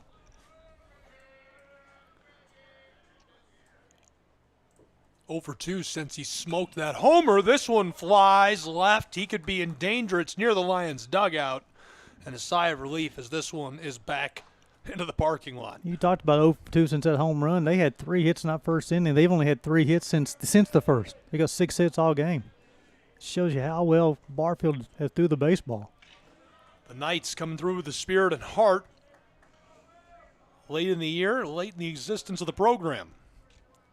Count even at 1. Andy Fox does such a good job leading the program. This is 9th season leading the Knights program, one of the better baseball guys throughout the Southeast, throughout the country. Very fortunate to have him part of the Appalachian Athletic Conference for the last 9 seasons. Thank you to Uncommitted USA. Oh. That one almost got us. The key word's almost. That was a close one. I was looking down. I saw you looking down. He wanted to start it with you, but I think it's clear. He's coming out of the bullpen throwing some strikes there, and Ramsey doing a nice job fouling a few pitches off.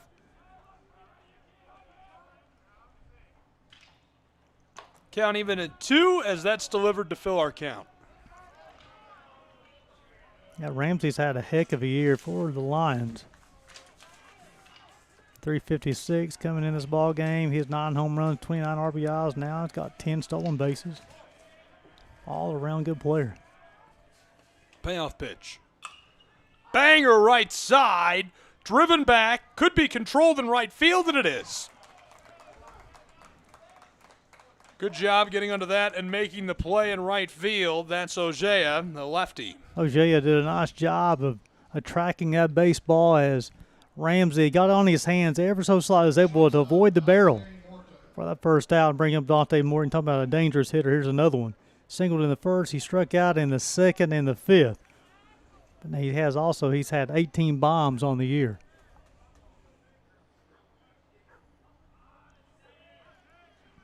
One away. Well, I was going to say before I almost died. Is that too far? The key word is almost. Is that a joke too far? Uncommitted USA reposted that. Thanks, Uncommitted USA, for tuning in and helping us spread the word about St. Andrews the Knights. Very appreciative. 0-1. It's outside. It evens our count at 1. Back in February, Dante Morton was named the Appalachian Athletic Player of the Week, and not only was he named back in February 24th, he was the National Player of the Week.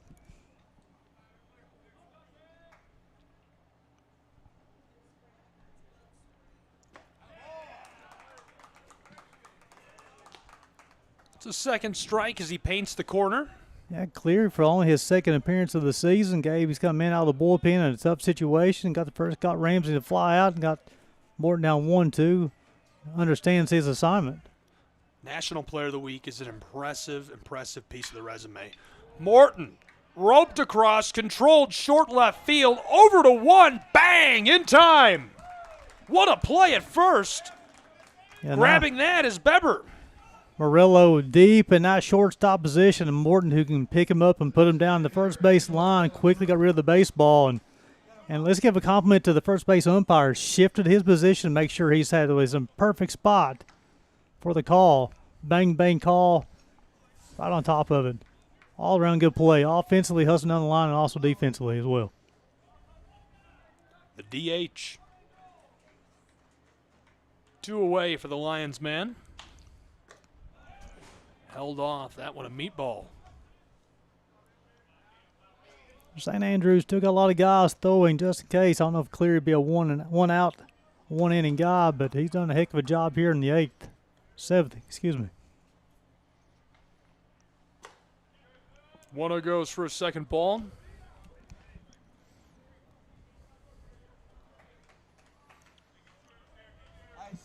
Murillo plays a very deep shortstop.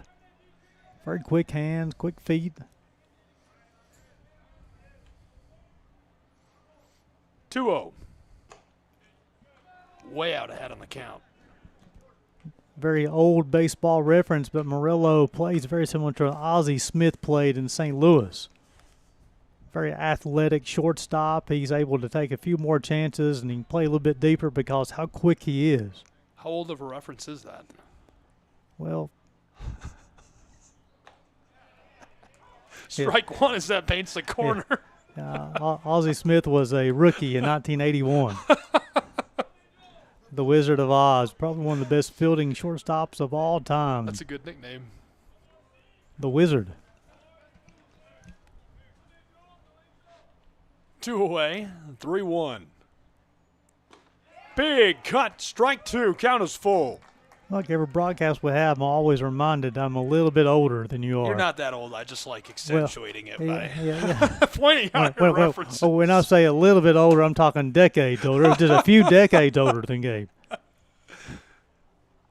Count is full, and now from the top of the mound for the Knights, the payoff. Slid backwards, and he's going to take his place on the bag over at 1. That's going to bring up Cade Cook. He's reached via the single and the catcher interference back in the third. I think they want to have a runner come in for De La Cruz. I think they are as well. Really nice job working the count.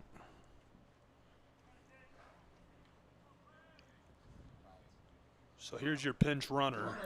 And so the courtesy runner is one of the relief pitchers, Eli Walker. Okay.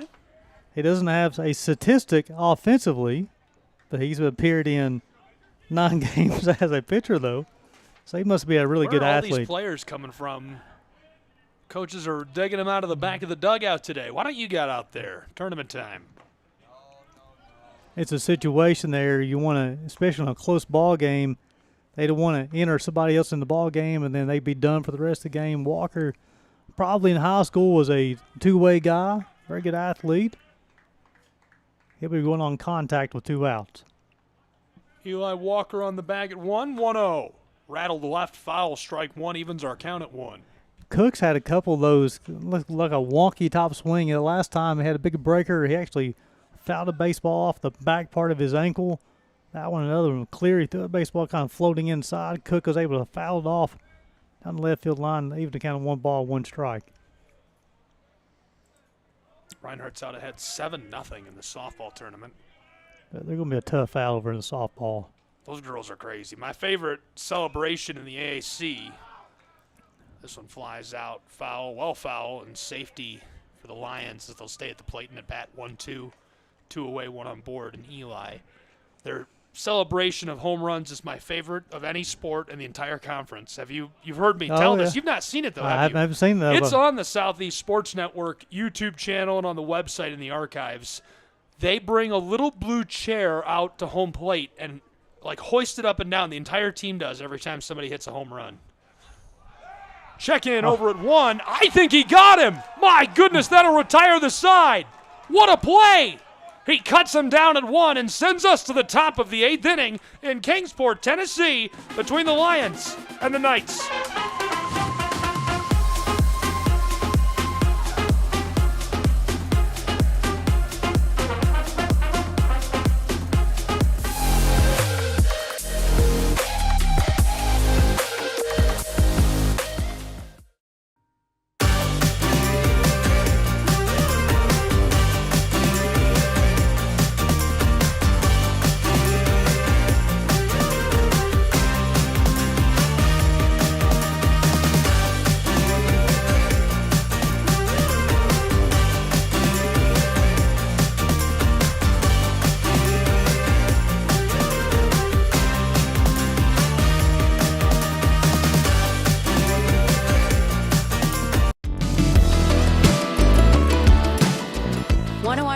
Southeast teams in action? We've got you covered. Stream live games and highlights on YouTube, Twitch, Amazon Fire TV, Stream TV, and more. For all the details, visit our How to Watch page at sesnsports.com. It's your one-stop guide to catching every play, every time, wherever you are. The Southeast Sports Network, bringing the game to you anytime, anywhere.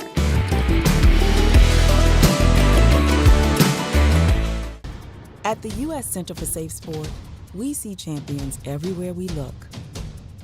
In every sport, on every court, we're building a foundation to ensure all athletes are safe, supported, and strengthened.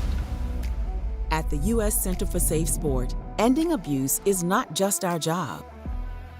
It's our promise.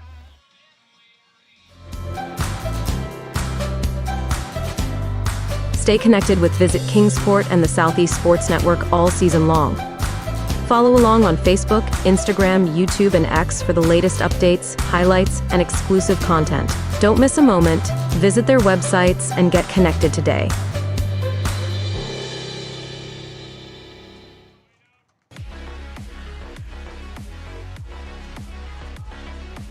Back and ready to get back underway in Kingsport, Tennessee.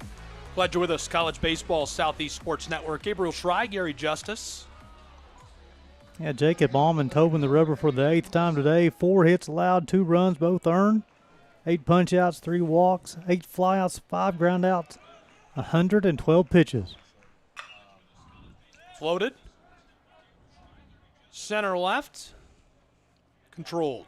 Yeah, Ramsey does a good job of patrolling center field for the Lions.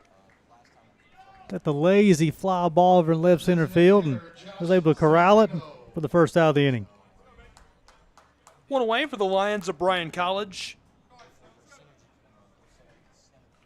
Zambito, the DH, he struck out in the first, the fourth, and the sixth. 0 for 3. Got a hold of it. Driven back. This one is going to be down to the wall, and he can't glove it. Diving, he lost his glove. Here we go, down to the bag at 2. He's in scoring position for the Knights of St. Andrews. Ramsey made the diving attempt, unable to make the play, and the concern is his wrist. As Dante Morton will go out and check in on him. Hopefully he's all right. While they take a moment to check on him, we'll take a break, and when we return, more college baseball. It's a one-run game in Kingsport, Tennessee.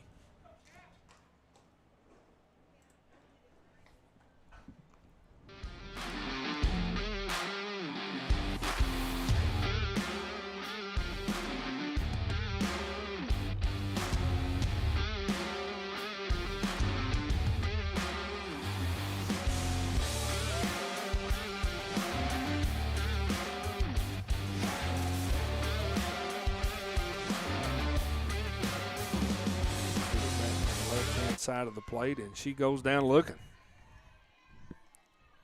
Ansley Pettit, 5 strikeouts in the circle. Just continuing to control the pace. Shortstop number 35, Dallas Mayers. Now Dallas Mayers, 1 for 1 a day last at bat. That was a single right past the infield.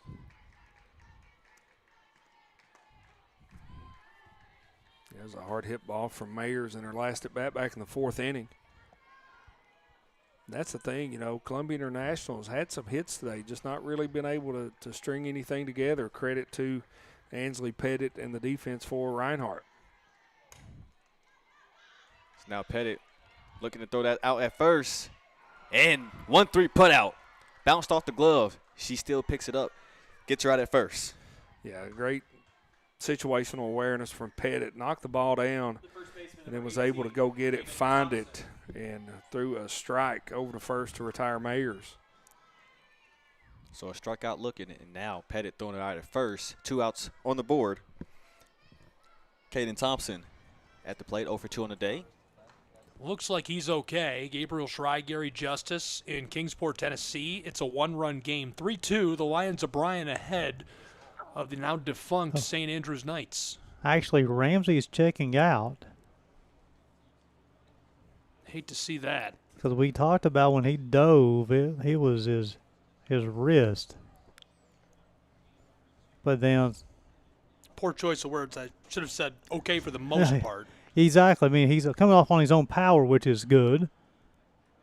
Stradley, the left fielder, is going to shift to center.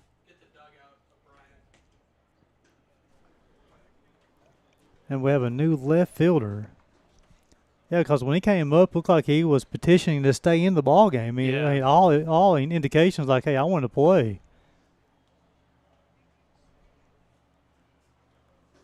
So the one-out double by Josh Zambito. And the time runs at second base now. That was pitch 115.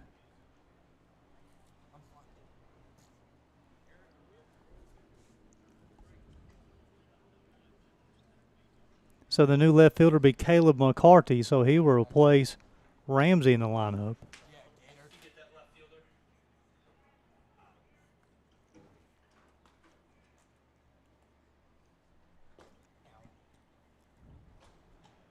This will be the 14th game that McCarty has appeared in.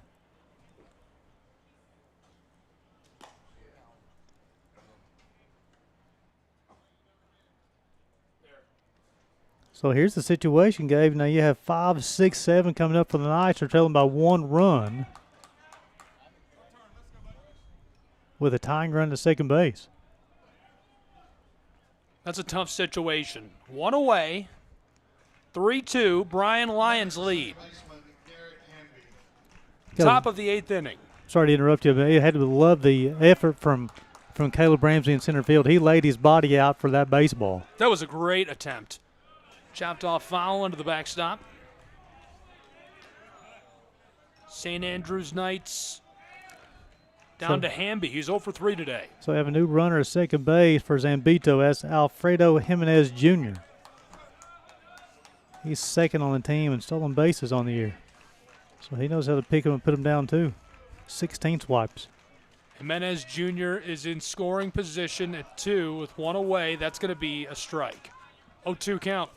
So this changes the at-bat. He look for Hamby to get up, maybe squeeze the plate a little bit, widen the stance, choke up on the bat, see if he can poke this between the first and second baseman. Such a big hole.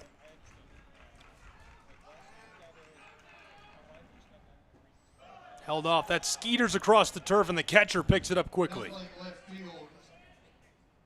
Jimenez is in the foreground there on your screen wearing number 41. You comment on that. Warden did such a good job behind the plate of keeping that baseball in front of him because 90 feet means a lot right now. Absolutely. In a 3-2 ball game in the 8th. St. Andrews desperately needs a run to hang around to the Bryan College Lions.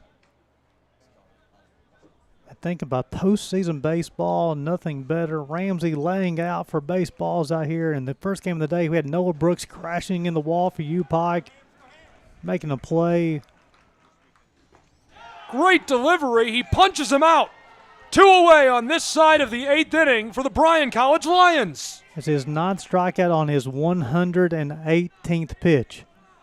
118 deliveries from the mound. That's an incredible number. Let's bring up the first baseman, Bryson Beber. He's struck out and he singled his last time.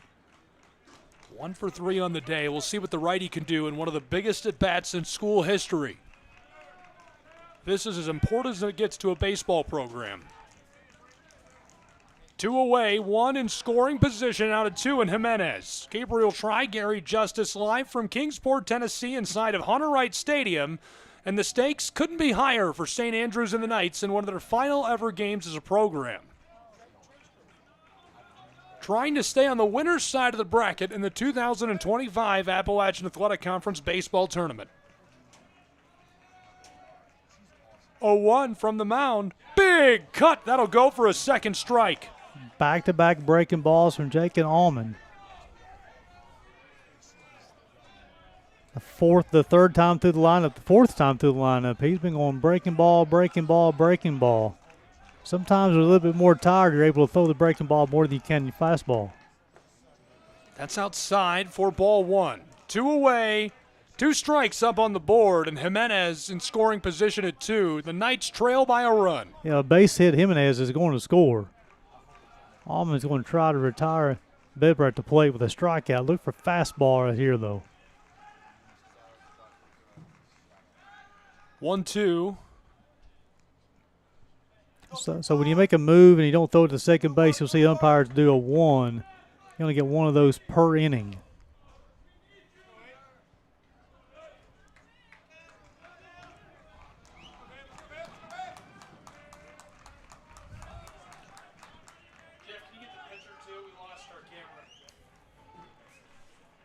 The 1-2.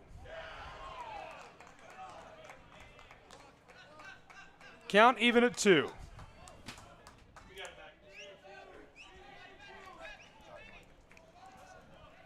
Quite a battle here. Beber's did a nice job. Down 0-2 in the count. Battle back to make it 2-2. Just trying to hang around, trying to spoil pitches to find the one he wants. Beber at the plate with 2 away, the delivery. That is just outside, and our count, Gary, is full. And Allman staying away from the fastball, staying with the change-ups and the breaking ball. Someone walks out of this half inning as a hero. 1-2-5, 125th pitch coming up. Allman delivers a banger. This one will keep him alive, though. 35 on the mound is starting to labor a little bit, ever so slightly.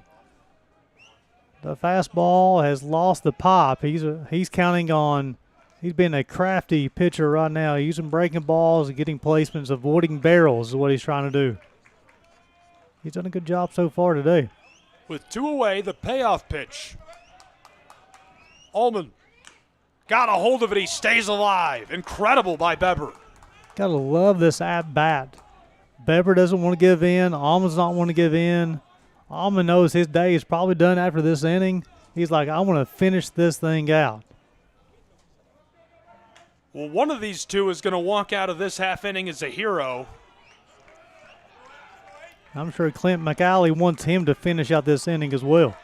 Ullman, 2 away, a runner in scoring position, another payoff pitch for the Lions. And they'll walk him. Beber on board with 2 away. 1 in scoring position for the Knights of St. Andrews in the late stages of this first day playoff matchup between the Lions and Knights. It's the 4th walk issued, and he's going to bring up Garrett Wolf, the third baseman. He struck out a couple of times, bounced out 4-6. And you talked about the importance of this ball game. They want to try to stay out of that loser's bracket. You want to stay in that winner's bracket as long as you can. Both these teams want to stay on the W side. Wolf watches that go by for ball 1. 2 on board for him. 2 of his teammates already struck down. Got to watch Ullman now. You can see he's lost his mechanics ever so slightly now. What happens is with Ullman, he's trying to use his whole body to throw the baseball, starting to labor quite a bit. Missing glove side. His season average of .227. Now the count 2-0 for Wolf.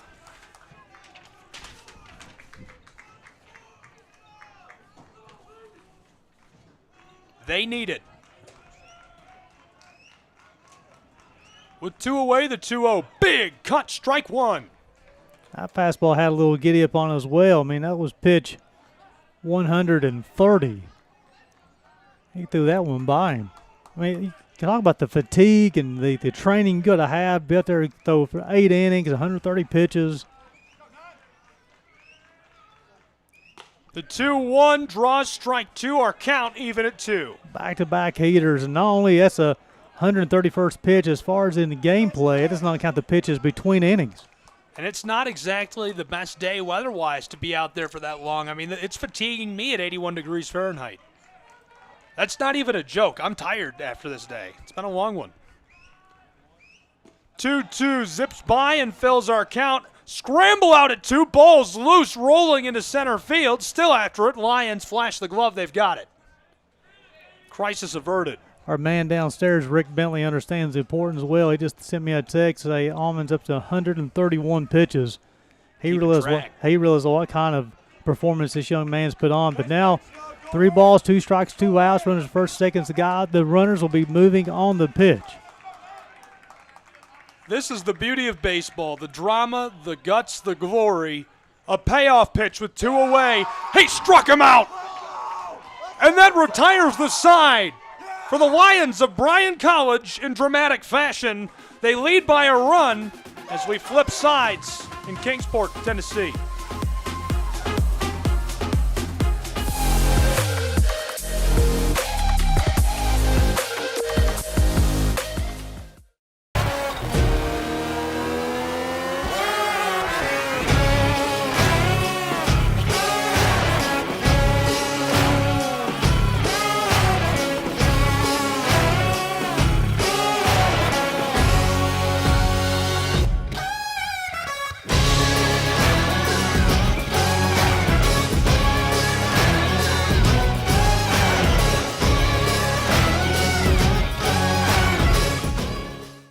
The Southeast Sports Network is now on Amazon Fire TV.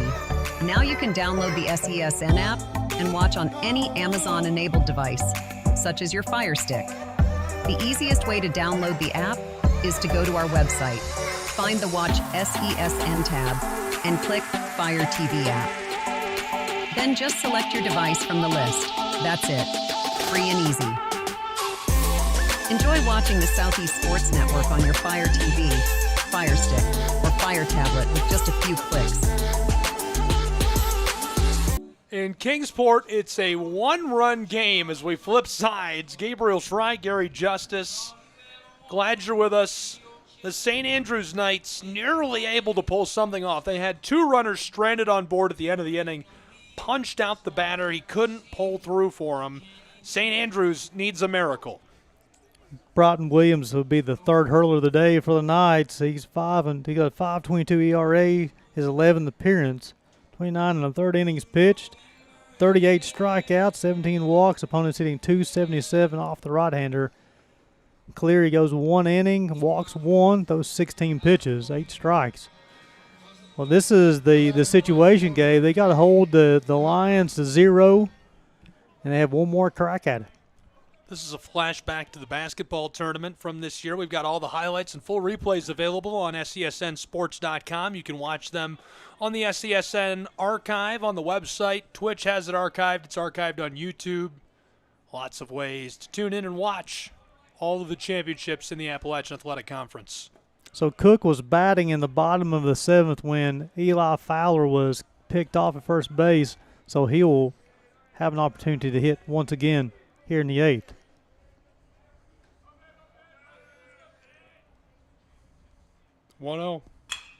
Bang! Right up the middle. Controlled over to 1 in time. 1 away for the Knights of St. Andrews as they punch him out. If you want to look at what a good shortstop looks like, look at number 14 for the shortstop for the St. Andrews Knights. He covers a lot of ground, gets the baseball, gets rid of it very quickly with a lot on the baseball to first base. Going to have a pinch hitter, number 17. Jaron Morris, 276 on the season, 3 home runs, 27 RBIs, a 380 on base percentage.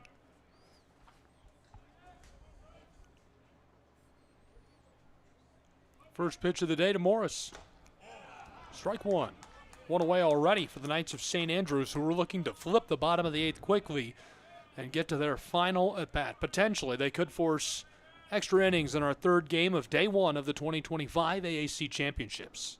Coach helping the catcher do a little equipment issue there, and sometimes you put that strap on the back, it kind of gets tangled up, and just need somebody else to look at it and untangle for you. Nice job by the assistant coach for St. Andrews.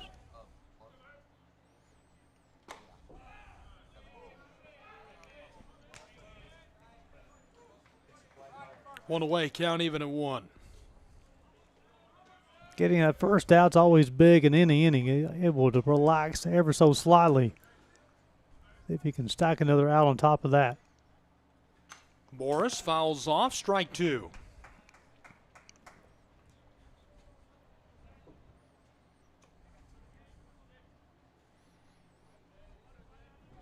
Look at that hair. Look at that flow. Very envious of that flow. That was great flow. I bet you are. I don't. He got good hair. Yeah, tell you what, now he knows how to grow it. That's for sure. 1 away, the 1-2. Do you shave with like a razor? Or? I have two different razors. One for my face, one for my head. It's had a buddy who's been shaving his head for a long time. I've been shaving mine for 20 years. He said, just don't use the same one you use on your face. So I have 2 different razors. Count even at 2. That'll fill it. Looked like Broughton had fell down on the bump there. He got his cleat tangled up in the mound. Which again, the Hunter Wright Stadium is all of it is not one speck of dirt. It's all turf, mound, base paths, warning track. Yeah, there's a lot of crumb rubber on top of that mound. Payoff pitch. Got a hold of this. Look out at the right field wall. He can send a second back to the dugout, and the Knights have retired 2 in the bottom of the 8th. A very fundamental play by the right fielder, going back and reading the baseball. So when the baseball is in the air, as far as a fly ball, you can really tell where it is by what you can see of the baseball. When the ball is in the air, if you see the bottom of the baseball, it means it's over top of your head. If you see the middle of the baseball, it means you're right on track. If you see the top of the baseball, it means it's in front of you. The right fielder got on, saw the middle of the baseball, made the grab for the second out of the inning. Let's see if they can get out of this one and have an opportunity tonight to tie it up, only trailing by 1.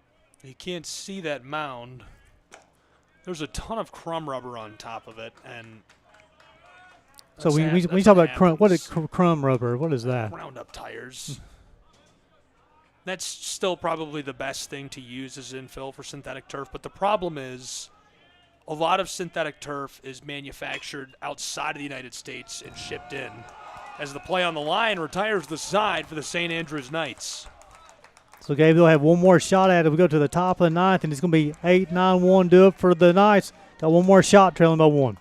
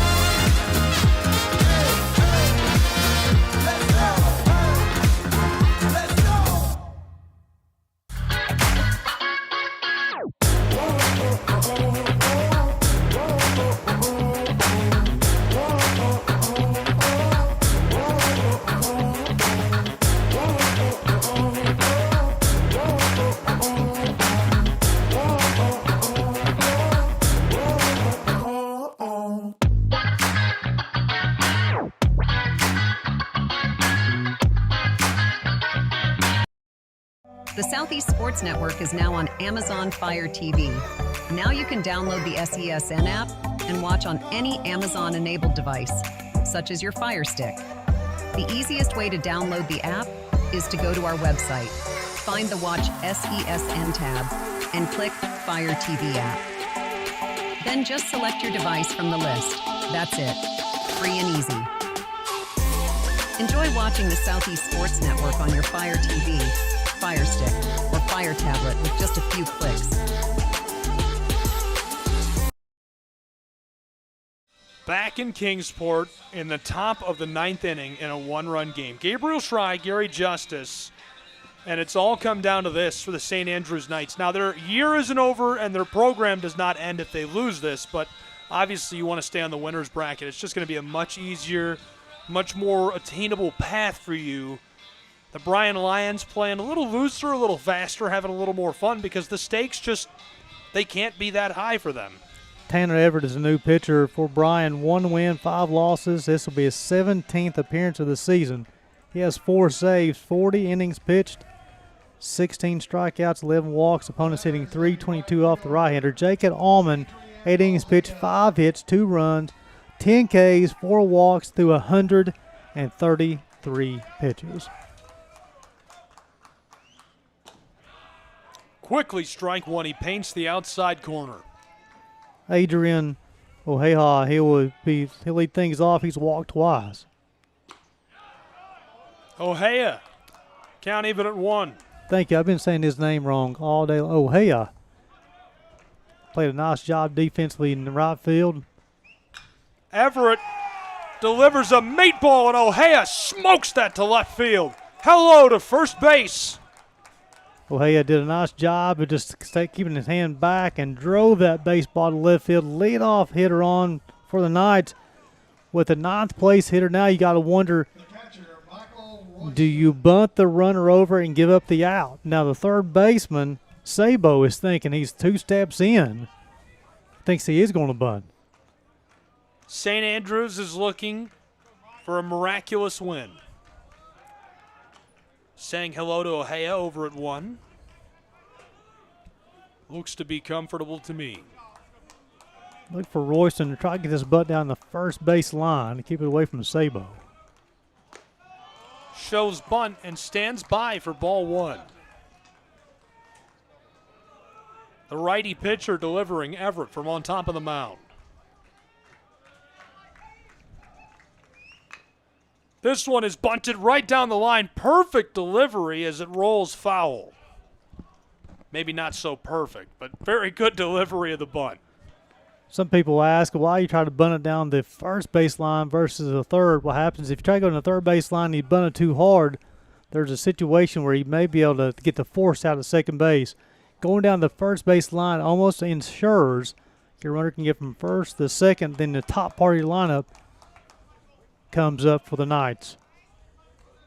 If you look at Royston, he'll put that back foot back. He's going to try to push that thing to the first base line and make the first baseman come and field the baseball. Now, this is a new first baseman.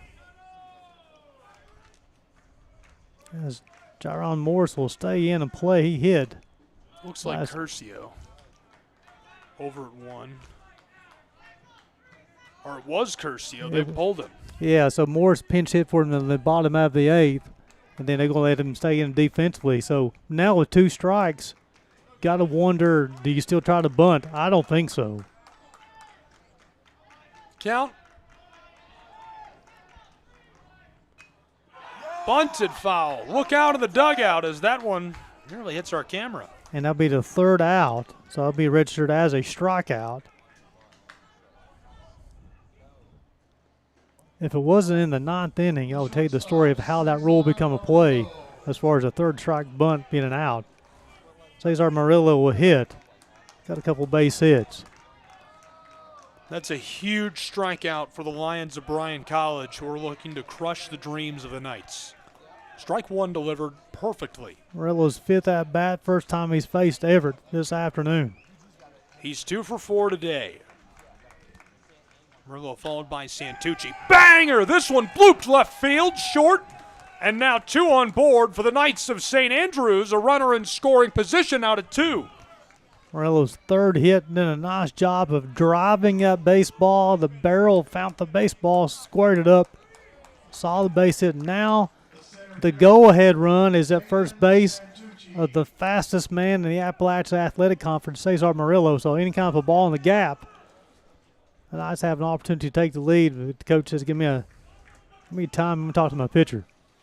A meeting of the minds coming on top of the mound, and we'll keep it here as they do, but we'll get a physical look at the other side of town where Reinhardt took control of things, and it looks like they've actually closed that out since we last checked in.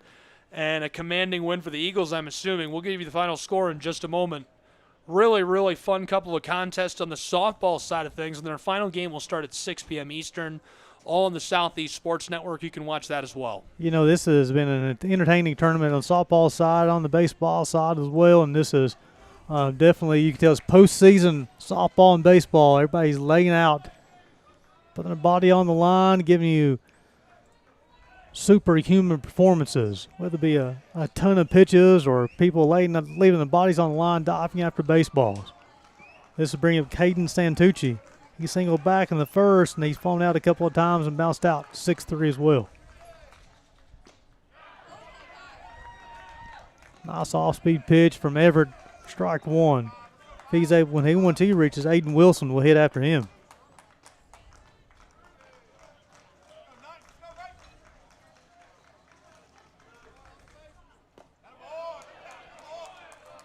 Went change up and breaking ball, missed off the plate.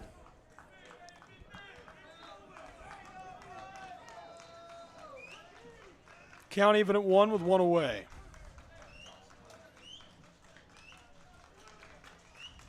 The delivery. That'll be strike 2. Everett showing a lot of confidence in off-speed stuff right now. And again, you're trying to get him to roll his hands over and maybe bounce into a little 6-4-3 if possible. Look for fastball in his hands, though, here. Reinhardt took that game in 6 innings, 8-0. Choppered foul left, strike 2 still. So here, Everett on the mound, he's trying to get it off the end of the bat or get on his hands. You want a ground ball to your shortstop or your second baseman, see if you can flip a double play, get 1 out. Get 2 outs with 1 pitch and end the ball game. Santucci's a tough hombre at the plate. Ojea's in scoring position at 2. Big swing. He'll go down swinging, 2 away for the Lions of Bryan College. So it comes down to Aiden Wilson, who is 0 for 4 on the afternoon. He's flown out to center field last 2 times. He's also struck out, lined out to the second baseman. Third base coach is going to have a word for him. Probably usually in these type of situations when coaches talk with him, really look for one pitch, one spot until you have 2 strikes. Got to hit your pitch.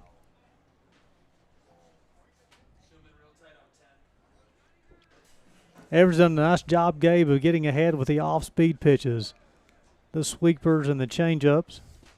It's a really long offensive meeting. I'm surprised the umpires allowed that to happen that long.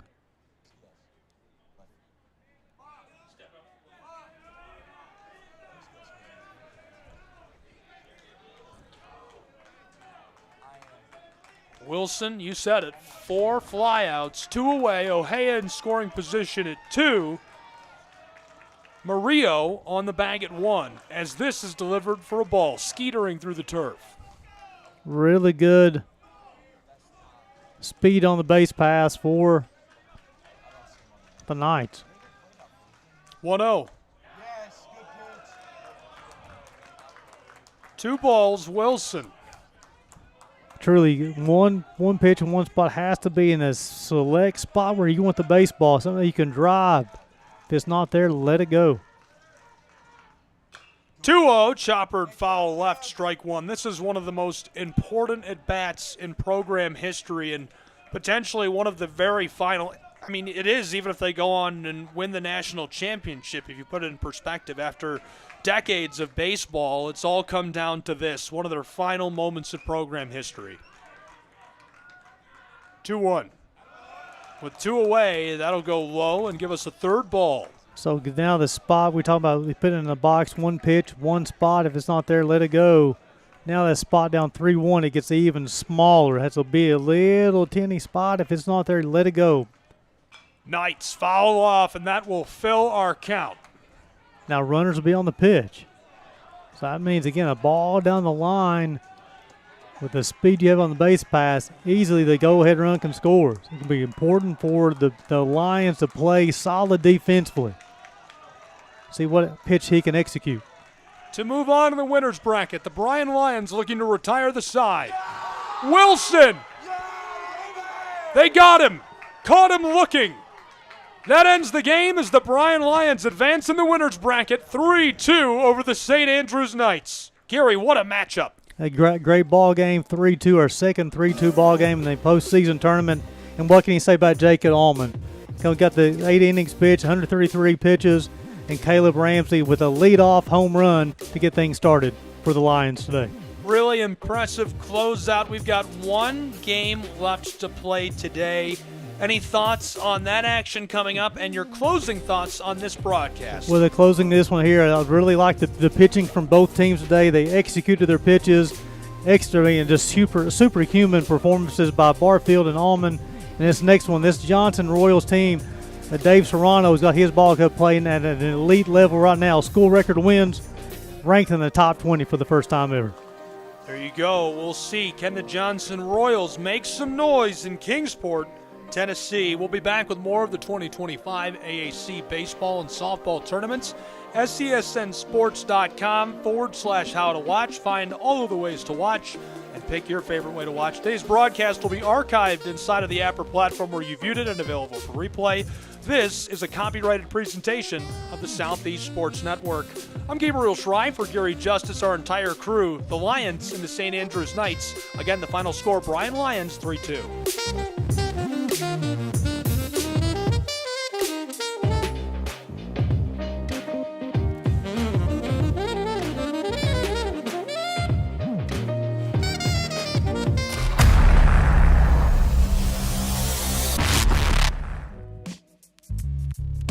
Hello, and thank you for joining us for today's broadcast. This broadcast is a product of Schrei Media, LLC. Unauthorized use, sale, or redistribution of this media in any form is strictly prohibited without the express written consent of Schrei Media. Radio and television mediums are encouraged to reach out. Thank you for tuning in. Enjoy the game.